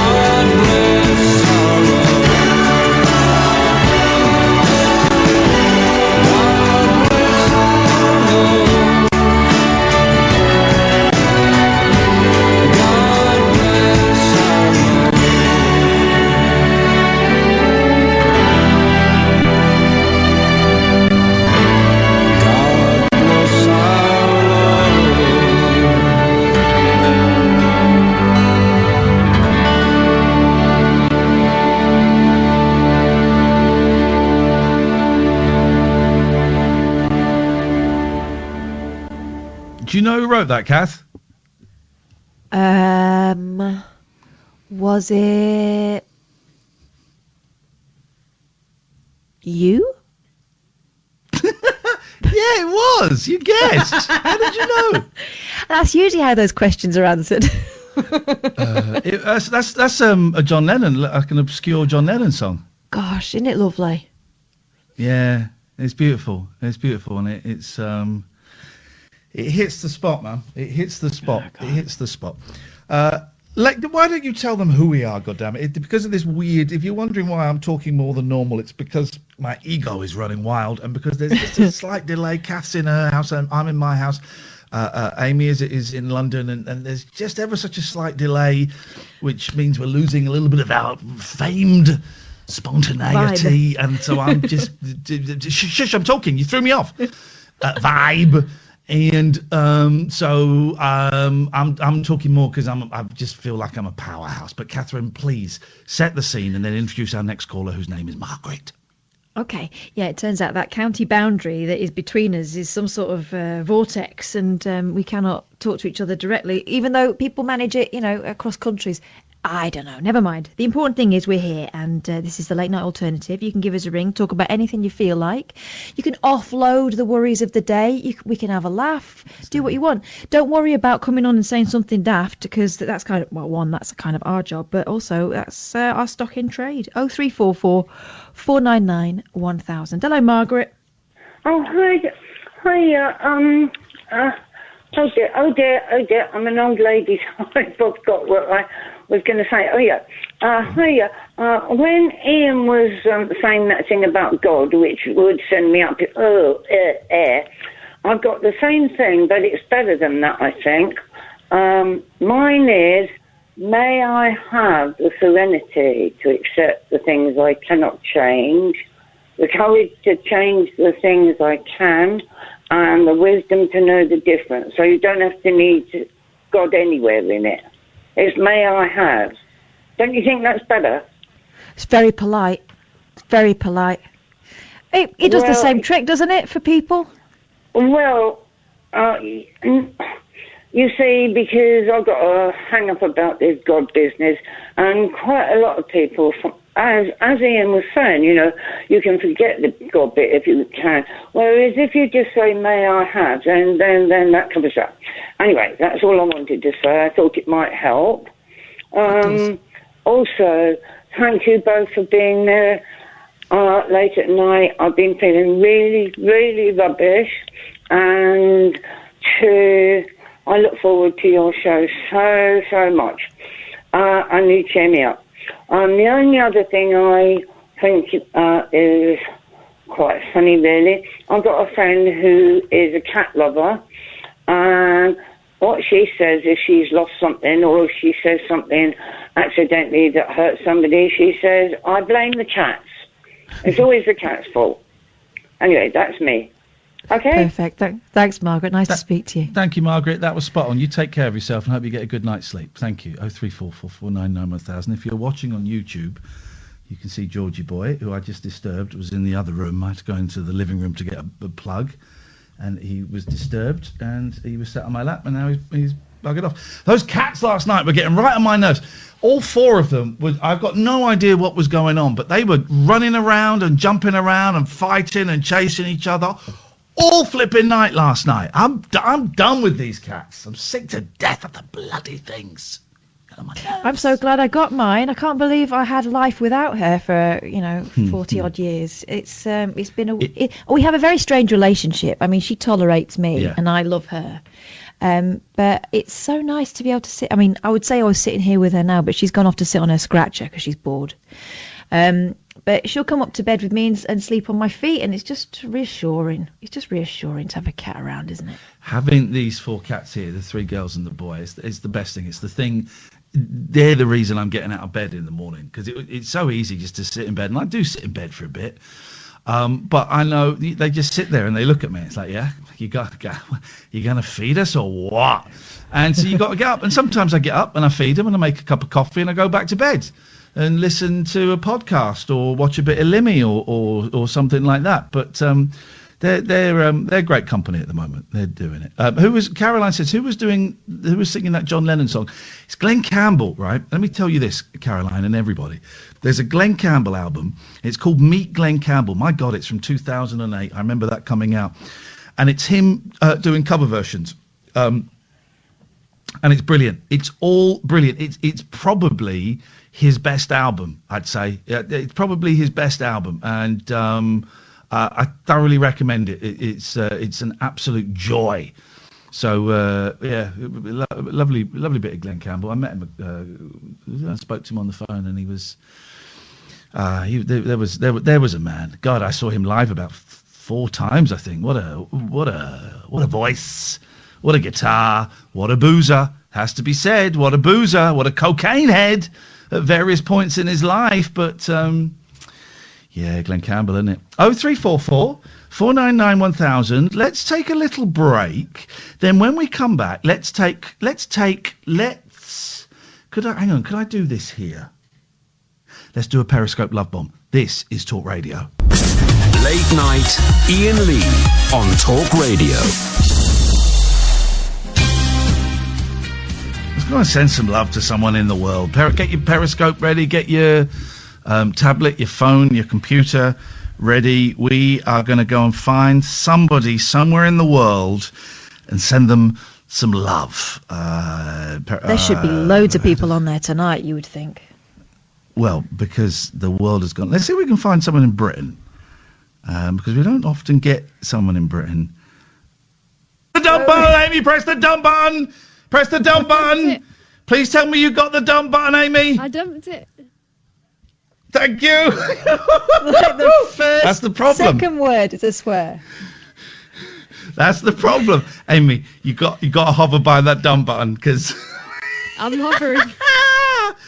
Thank you so much. All of our careers depend on it, Amy. And I use the word career with very, very small c. No, let's see. There's not that many people. There's not many live in the UK, and the ones that are live at this time of night, they often have Arabic writing, and I wonder why. I wonder what is going on. Let's have a little look here.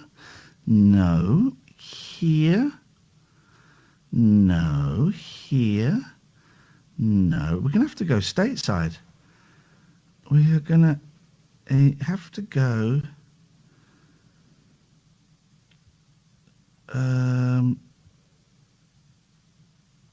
What's this? Hang on. That's just on a positive vibes. It's been a nice atmosphere, so I appreciate every single one of you guys. Make sure you follow me on Twitter. Oh, this guy's going to go.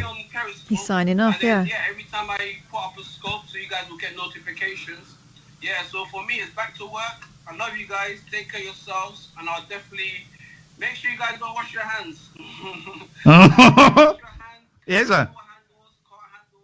Safety first. Protect yourself, guys, man, because you guys are important, yeah? And you guys take care of yourself. God bless. Peace and love. Oh, he was nice. I liked him. Yeah. I liked him, but unfortunately, it was not to be. I tell you what. Let's try. Let's see if there's anybody in Canada. Let's see if we can find anyone in Canada. Excuse me, just a little buzz. Whoa, we're getting there, son. That's a tie. It's a tie. It's a vibe. Okay, there's someone vaping. Okay. You're telling me that's the only person in Canada right now? Maybe it's not taken off in Canada. The cat that's doing it. All right, let's go stateside. Here we go. This is the one. Okay, this is the one. We're not going to go to this one that's called Talk Yo Shit. Roll or this one. Is that our American sister station? Yep. There's this one, Kath, as well. Roll one up before weed shopping, and that's the guy there. He's called Johnny Blaze. Has he got a Camden carrot on the go? Add Dominice on Snapchat. Nipsey forever, and that's oh my goodness.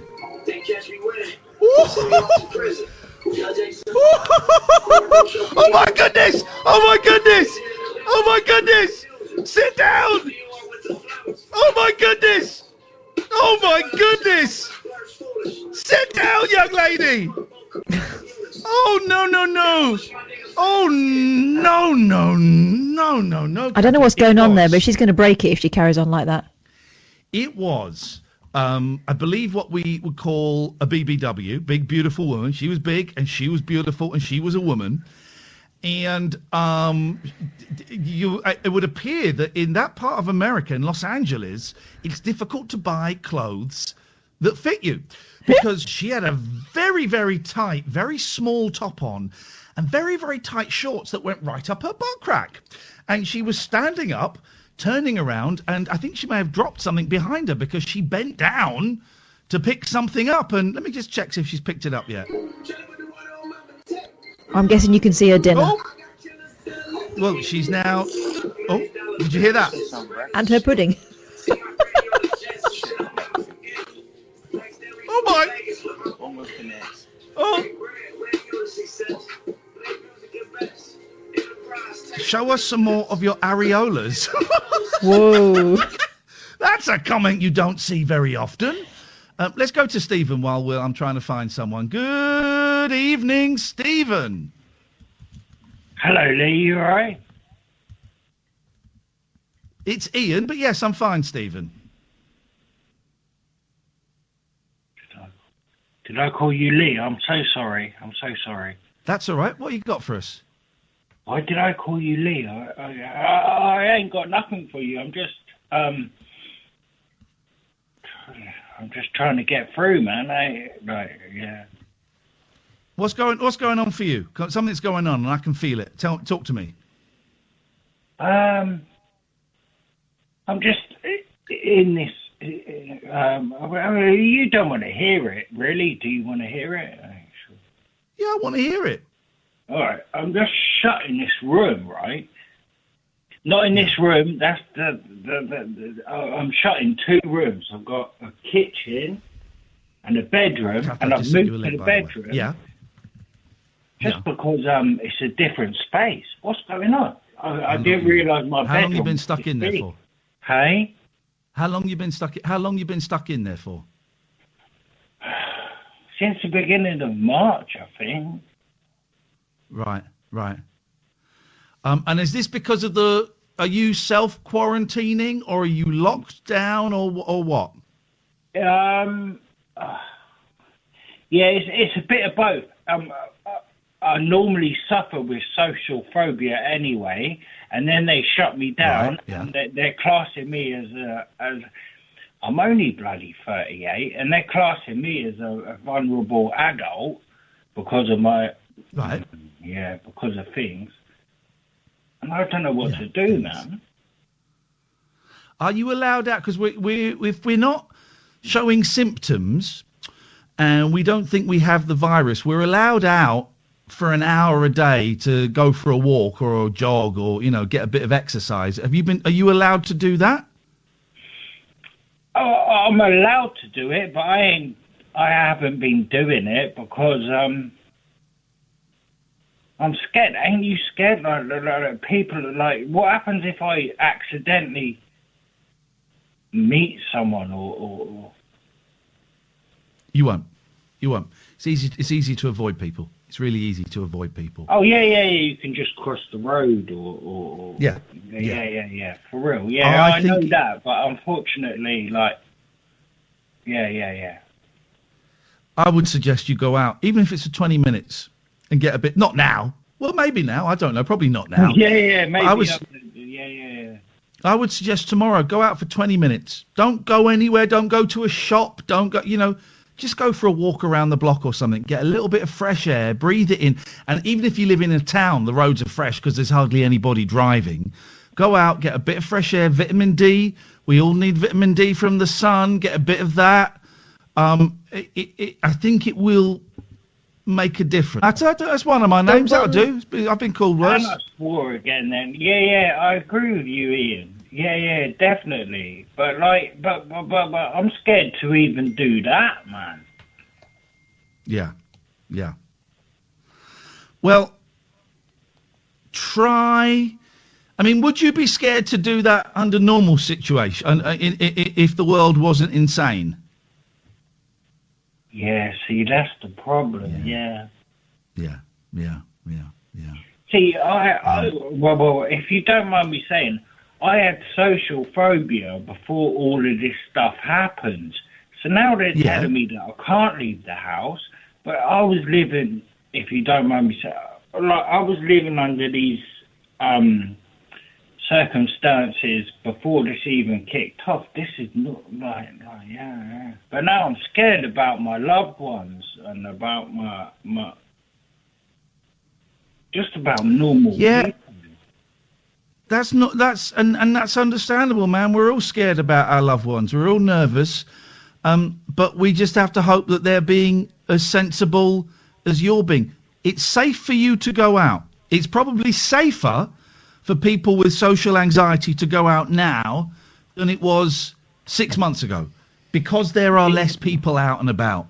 No. There's more people out. There's more people. I've seen people running and walking their dogs and going to the local shops. There's more people out. That's the scary thing about it. If you go to the pub, there's people. Yeah, you're all doing your thing, but there's like no one's going to the pub. Nothing else to do. Stephen, no one's going to the pub. Yeah. No one's going to. I never went to a pub. No one's going to a pub. No, all the pubs are shut. Yeah, most of the shops are shut. Everything is shut. I said pub. Not pub. The what? Yeah, pubs are shut down. Oh, yeah, everything's shut. Everything is shut, mate. There are not more people out there, I promise you, Stephen. But listen, it's up to you. If you're getting itchy feet in there, I suggest you go out. But if going out is going to make you worse, then don't go out. But try and communicate with people, whether it's on Facebook or it's on Periscope or it's phoning us or it's phoning the Samaritans. Try and communicate with people. Yeah, I hear that. What is Periscope? Is Periscope an app? Can I download that? How do I Periscope is an app. Just go. I'm sorry, I'm a little bit distracted. I'm trying to find someone. You download Periscope, and then you can go anywhere around the world, and you will see people that are streaming live. And I'm just trying to find someone. Oh, Stephen's disappeared. Stephen, good luck, mate. Let me see what this is. I might struggle a bit. I thought there would be. Nobody wants to tell the truth. Oh. They are in Russia. They are in other countries about this fire. The truth is, folks, since the day you're born, you are exposed to coronavirus, and everybody gets it at least 3 or 4 times in their lifetime. What? You either usually get Delta or Gamma family coronavirus. Okay, well, that's a guy in a field with 3 viewers who knows more about the coronavirus than we do. So that's something, Catherine. I know, I feel so foolish. Yes. Here's someone eating a shrimp taco. That's not a euphemism. Guys. Hello. GTA.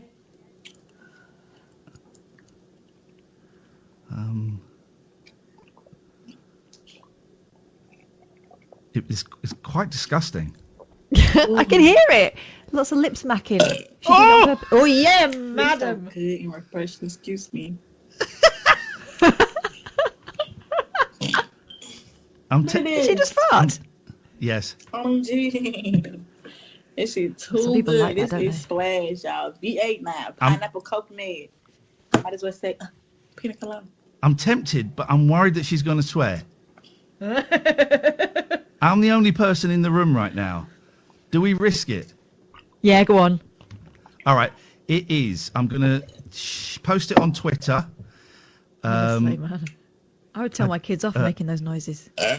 I like her. I've posted it on Twitter. So it's periscope.tv /REA real KWEEN real queen SHITT. Real Queen KWEEN SHITT. That sounds lit. Oh, Oh, is she gone? Has she just ended? She's not finished. She's just finished. She's just gone. I don't believe it. Queen shit. Oh, no. Man. Oh, no. That was the most disgusting thing I've ever... Why is everybody just smoking weed? That was extra mucky mukbang. What's because they're staying in? I suppose if it's America, they don't drink as much as we do they? Come get lit with me. Smoking weed. It's Corona mix. I really wanted. She's just gone. A lot of Bible studies going on. Let me tell you guys, that ain't gonna help you too much right now.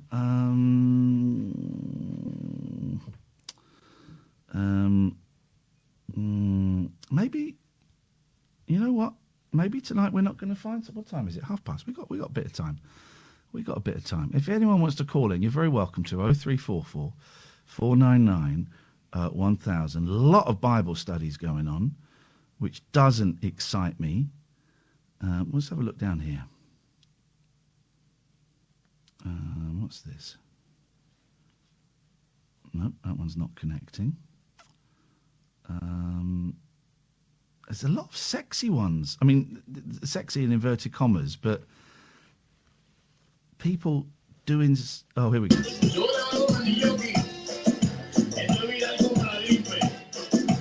This is a woman doing like a fitness class in her living room. Brilliant. Let's go. But I don't know if she's looking at the... I don't know if she's looking. Yeah. Oh, yeah, we're going in. Right. We're going in. I'm going to tweet this. It is periscope.tv / oh, it's a long name. Diana Deal Zumba Fusion. Diana, D-I-A-N-A. Deal, D-E-A-L. Zumba Fusion. Periscope.tv / Diana Deal Zumba Fusion. Guys, I've just posted the link. I don't think we're going to get high numbers as it's a tricky one. But it's an amazing... oh, it's an amazing site. Here we go. Do you know what? I'm tempted to do this. I need a bit of fitness in my life at the moment. Joe Wicks can do one. Have you got her, Boyley? Yeah. You're in. She's in. It's periscope.tv. Diana Deal Zumba Fusion. Being told Amir Khan's live on Periscope. I'm okay, thanks very much indeed. Here we go. Everybody. Oh, she's very active, very bendy.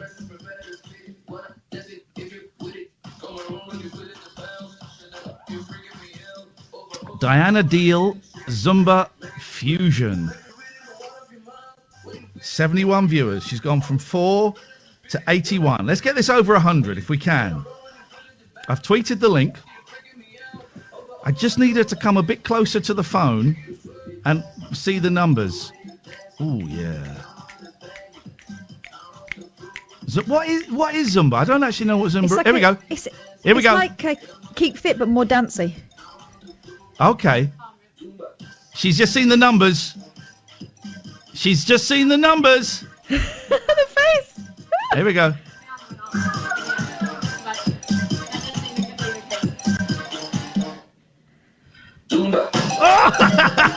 Zumba. She's loving it. We got 141 people in. I hope she stops and talks. That's what we need. We need her to stop and come and say hello to us. Is she making this up, or are these like set routines, do you think? They're moves. So this is like a proper... It's like a dance, then? Yeah. It's, okay. When I was a kid, I used to go to Keep Fit with my mum. And then it got like jazzercise. It got kind of more dancey. This is the progression. Yeah. It's got a Latino... So where in the evolution of it does Pilates come? Oh, Pilates is not dance-based, is it? It's lying down-based, which I'm very good at. Is it not? Okay, all right. Here we go. 177 people, but I'm worried she's not even going to notice how many of us are sending her love. 182. Cara says, I'm tired just watching. Yeah, me too. This is an exhausting thing. Little Someone's went to asking, a is this you, once. Kath? Really? Yeah. Because But I don't get... It doesn't look like fun. It is fun. It's more fun than pumping off in a gym. I've got a feeling this... Here we go. 186. Here we go. She's going to see us now. Oye, mami, yo quiero que tú me enseñes cómo se hace. Ahora, ponlo para atrás. This is my fear. She saw us, and she's gone straight into another Zumba routine. This is my fear. I mean, it's some incredible moves, and she's working it. Guys, abort, retreat. That wasn't the one. That wasn't the one. That wasn't the one. That wasn't the one. We didn't want to interrupt her flow anyway. No, that was not the one. That wasn't the one, guys. We're going to find the one. What's this? Where's a stick? I need a stick. No, that's not it. That's not the one. Let's have a look. Oh, it's a guy with a fat doobie. Jesus, come on, man. Here we go. Welcome. How y'all doing? Here we go. Hello. It's either her or it's this. Like 72, 73. Who's this? But my bedroom is warm, so. She's got the fever. She's got it. She's got coronavirus, I think. We're going in. Right, we're going in. Oh, you got a superstar. We're going in. Right, this is it. Follow this one.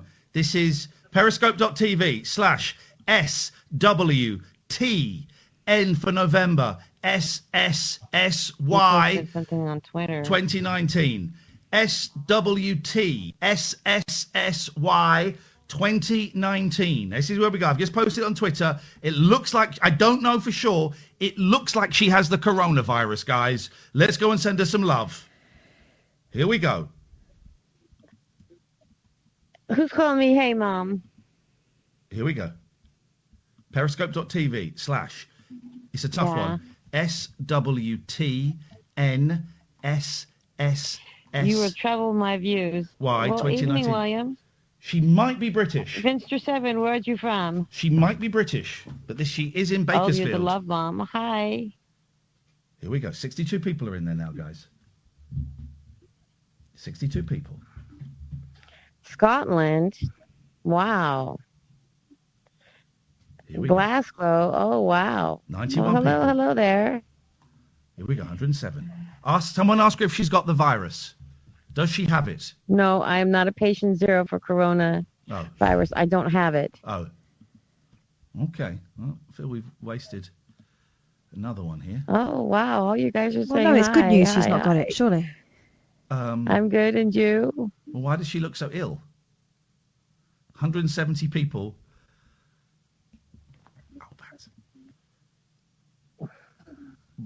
I am on radio in UK. Wow. Yeah, okay. It's quite No, we have no wind. They have no wind. Okay. Oh, thank you. I feel like we've not really hit the target tonight, Catherine. Who was the other one? I can't even get into that one. I think I might have been ejected.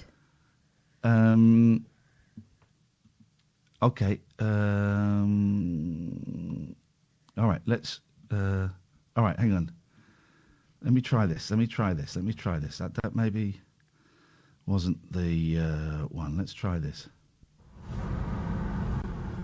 Okay, guys, this is it. This is the one. I apologise. Join me as we go. I've just tweeted it. We go to periscope.tv. Big Cat, and that's cat with a K, 11300. Periscope, this is the one. Periscope.tv/ Big Cat with a K, 11300. Big Cat with a K, 11300. Let's go in. Let's send her some love. This is what it's all about. This is Most that I do when I'm at work, I have gloves on. Here we go. At the store, I have gloves on. Here we go. Always big whoop. Here we go. Here we go. Hello. Forget the others. Welcome. This is about to blow her mind. Hello.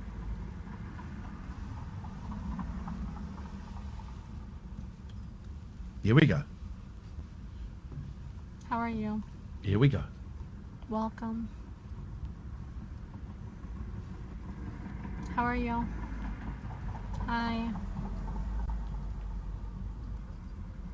Cool.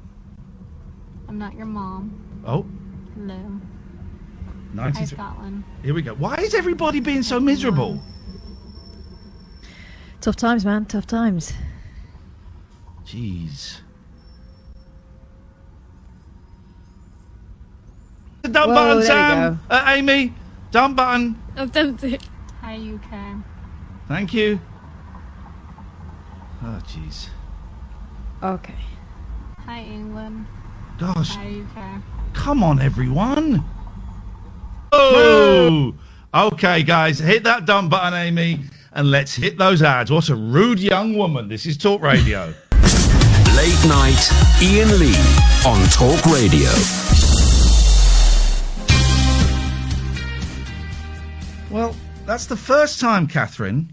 Yeah. We've struck out on every single love bomb. And that woman's right. It's her Periscope stream. She's well within her rights to F and Jeff if she wants. I wouldn't.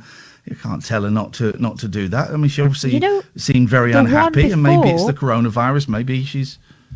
Yeah, the one before blocked me. That's a new one too. Which one? The one on the sofa. The Zumba one. No, the sofa lady. Tammy. Which one? Oh, I don't know.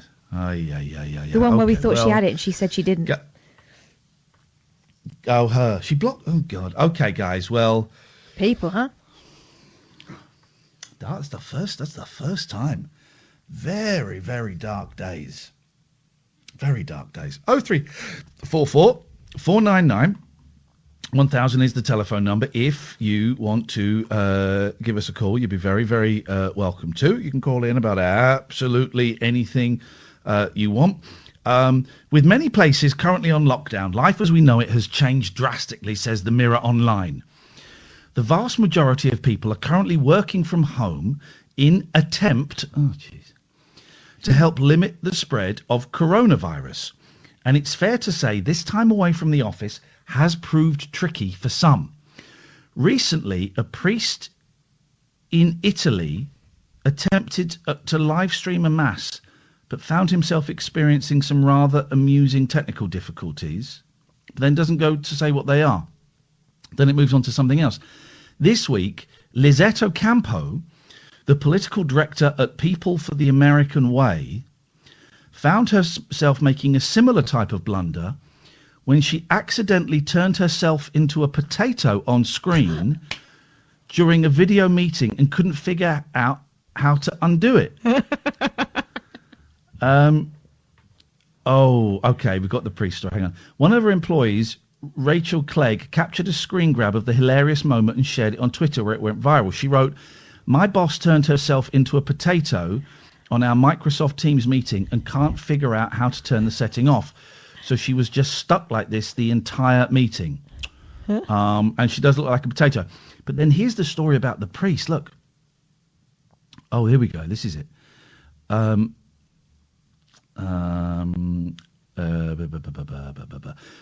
Most recently, a priest in Italy has gone viral after he attempted to conduct a service online but ended up suffering some technical difficulties. The unidentified man accidentally turned on video filters during his live stream, giving everyone at home some much-needed amusement.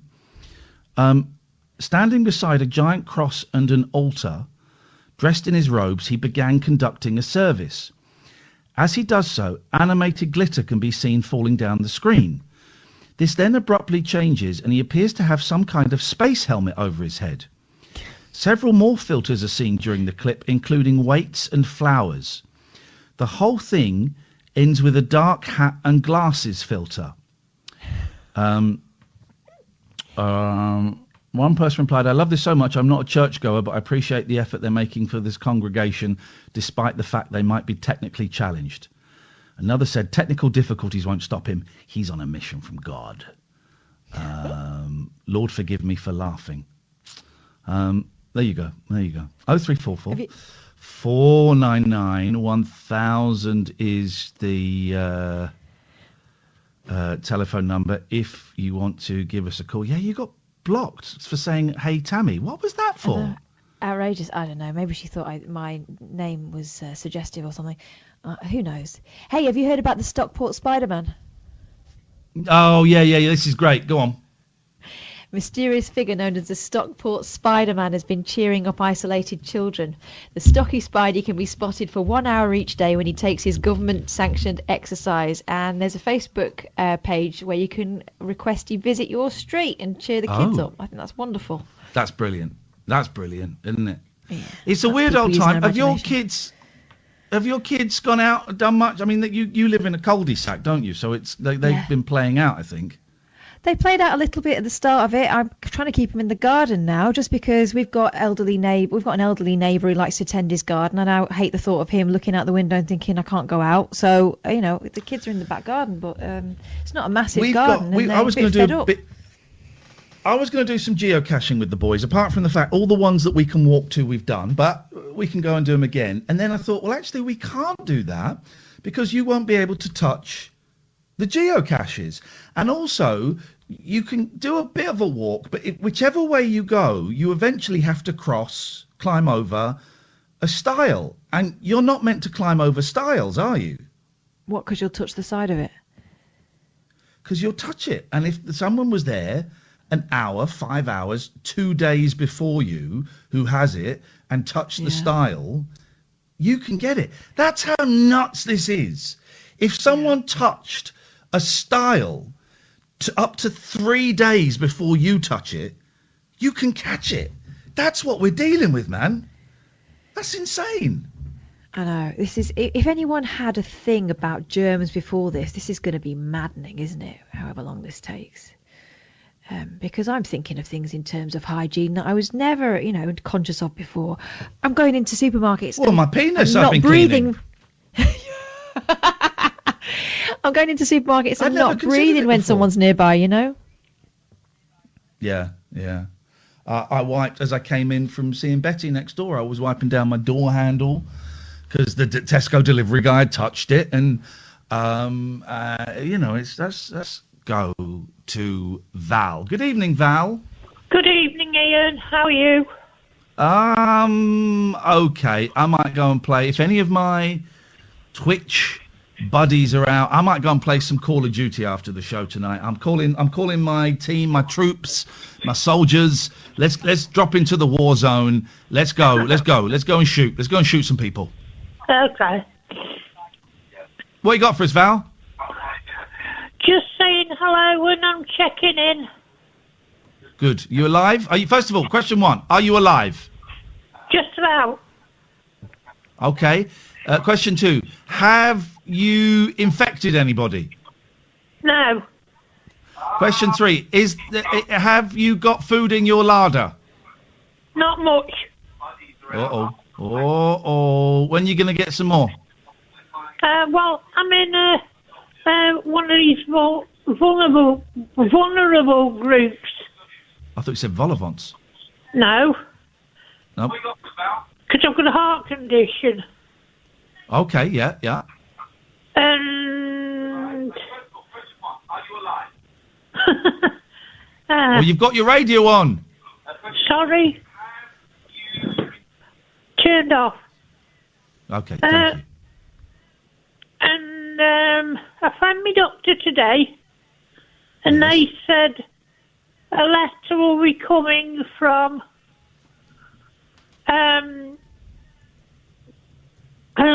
Medical England or whatever it is. Yeah. And you're in one of these vulnerable groups. Okay. So. What does that mean? So it looks like I'm up the creek without a paddle. Oh, yeah. Well, here's the important thing that just because you're in a vulnerable group, I'm going to say it, doesn't mean you're going to die. Loads of people in vulnerable groups survive. Loads of people don't get it, and loads of people get it and they survive. So don't, bear that in mind. Okay, I think of you. Oh, God. Think of me, Val. Think of me. And do not go to the light. Stay away from the light, Val. Your time. It is not your time, Val. Do not head towards the light. I am not heading towards the light. Because we've only just lost my mum, so... There you go. Exactly. Exactly. So we don't want to lose you. Take care of yourself, Val, and thanks for checking in. It's appreciated. Okay. Take care of you. See you later on. Ta-ra. Bye-bye. Bye-bye. Do you know what? I think that's a really nice... Sorry? I don't know what that was. I think that's a really nice call to end it on in terms of the calls. I think we got 6. What is going on with my computer? Kath, you talk for a What the heck bit. is happening? All right. Tell you what I'm going to do. I'm not going to play a shoot 'em up afterwards. I'm going to go and I'm going to watch RuPaul's Drag Race. There should be a new one out now, so that's going to be my switching off of my head before I go to bed. What a day. Anyway, we got through it together. And I've just seen Iain disappear out of the room. I'm back. I'm back. Keeping an eye on his whereabouts. Yeah, we got through it. Do you know what? There are going to be tough days. There are going to be days where we don't feel up to it. And hang on, mate. You got 6 minutes 30 seconds left yet. We ain't got through it yet. We could No, but we have actually, because I feel heartened by the fact that I get to talk to you, and there are other people listening who are in complete isolation. And if we can keep you company for 3 hours a night and make you feel a bit less alone, then that's our job done. That is our job done. My cat, meanwhile, has disappeared. She's had enough. She's isolating. She really is a miserable sod. It's unbelievable. Yeah. Why didn't I get a friendly one? Let's. I'm going to regret this, but let's try this. Line 1, you're on the wireless. I'm not talking about my private life. And you're not talking about your private life. I just want to know if you can call it private when you talk about it on the radio. That's what call it semantics. All right, let's get rid of that. Thanks very much indeed. That was when I was on Matthew Wright's show. I'm friends with Matthew Wright's now, so don't quite understand the point of that. I knew it was... the point was to have a little dig, wasn't it? Well, but it didn't. It didn't. All right, let's listen. This is how we're going to end the show. We've got 5 minutes to end. Well, I'm going to say I think it's been a lackluster performance, certainly from me.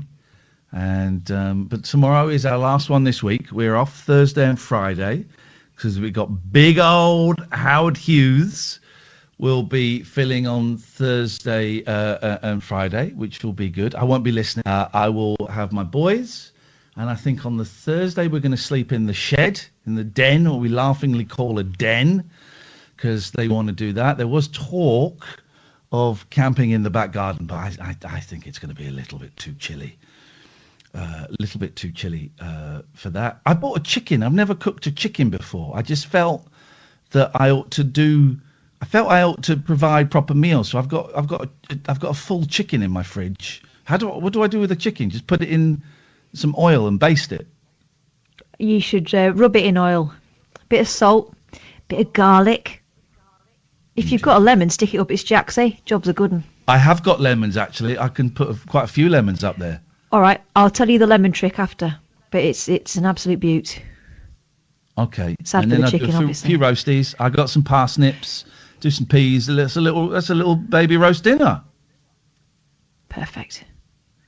I don't know. I in all honesty, I'm scared about my boys coming tomorrow. I'm scared.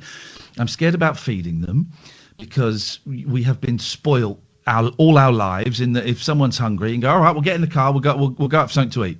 Or get in the car, we'll pop to Sainsbury's. Or get in the car, we'll pop to the petty station and we'll get... So, you can't do that.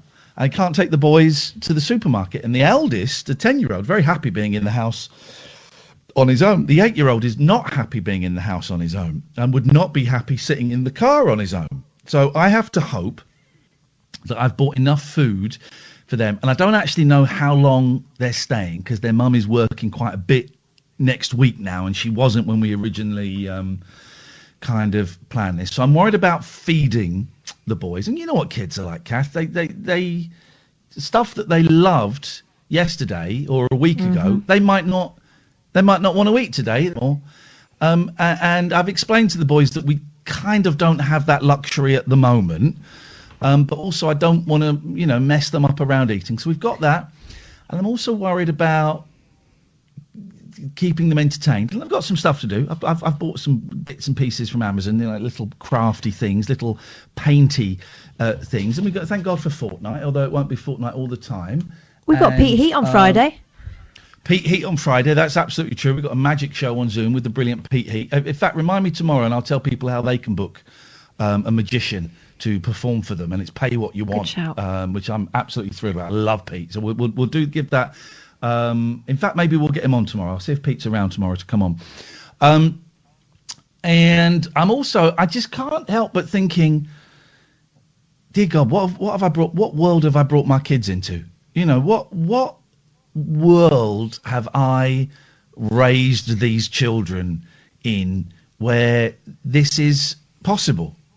It's just nuts, man. It's just nuts. It's all heavy and it's all big, and I just don't quite know how to get my head around it. And I'm looking forward to seeing the boys so much. I'm really dreading the boys coming, Kath. And that's well, you've got to take it one day at a time. Yeah, I know what you mean. Sweet Jesus. Let Jesus take the wheel. You've got to hand it over a bit. That's the thing. You can't control everything. Yeah. And those boys love spending time with you. Just try and immerse yourself in that.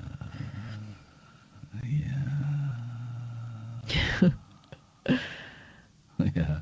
Just got a constant headache as well. Anyway, listen to me. I'm whinging. Thank you to Michael, who's just found some old clips of the 11 o'clock show on some VHS tapes. Thank you, mate. He's sending that over. That is very exciting. I love those little... Oh, look. Found me an 11 o'clock show promo and sent it over. Thank you, Michael. That's very, very kind. I think we made it, Catherine. I think we did. Can you hear that? It's the wind. That's a train going past my house. Listen. Do you hear that, Pat? There's a train going past. Is that what scared you? Time nearly. We made it. Thank you, Amy. Thank you so much.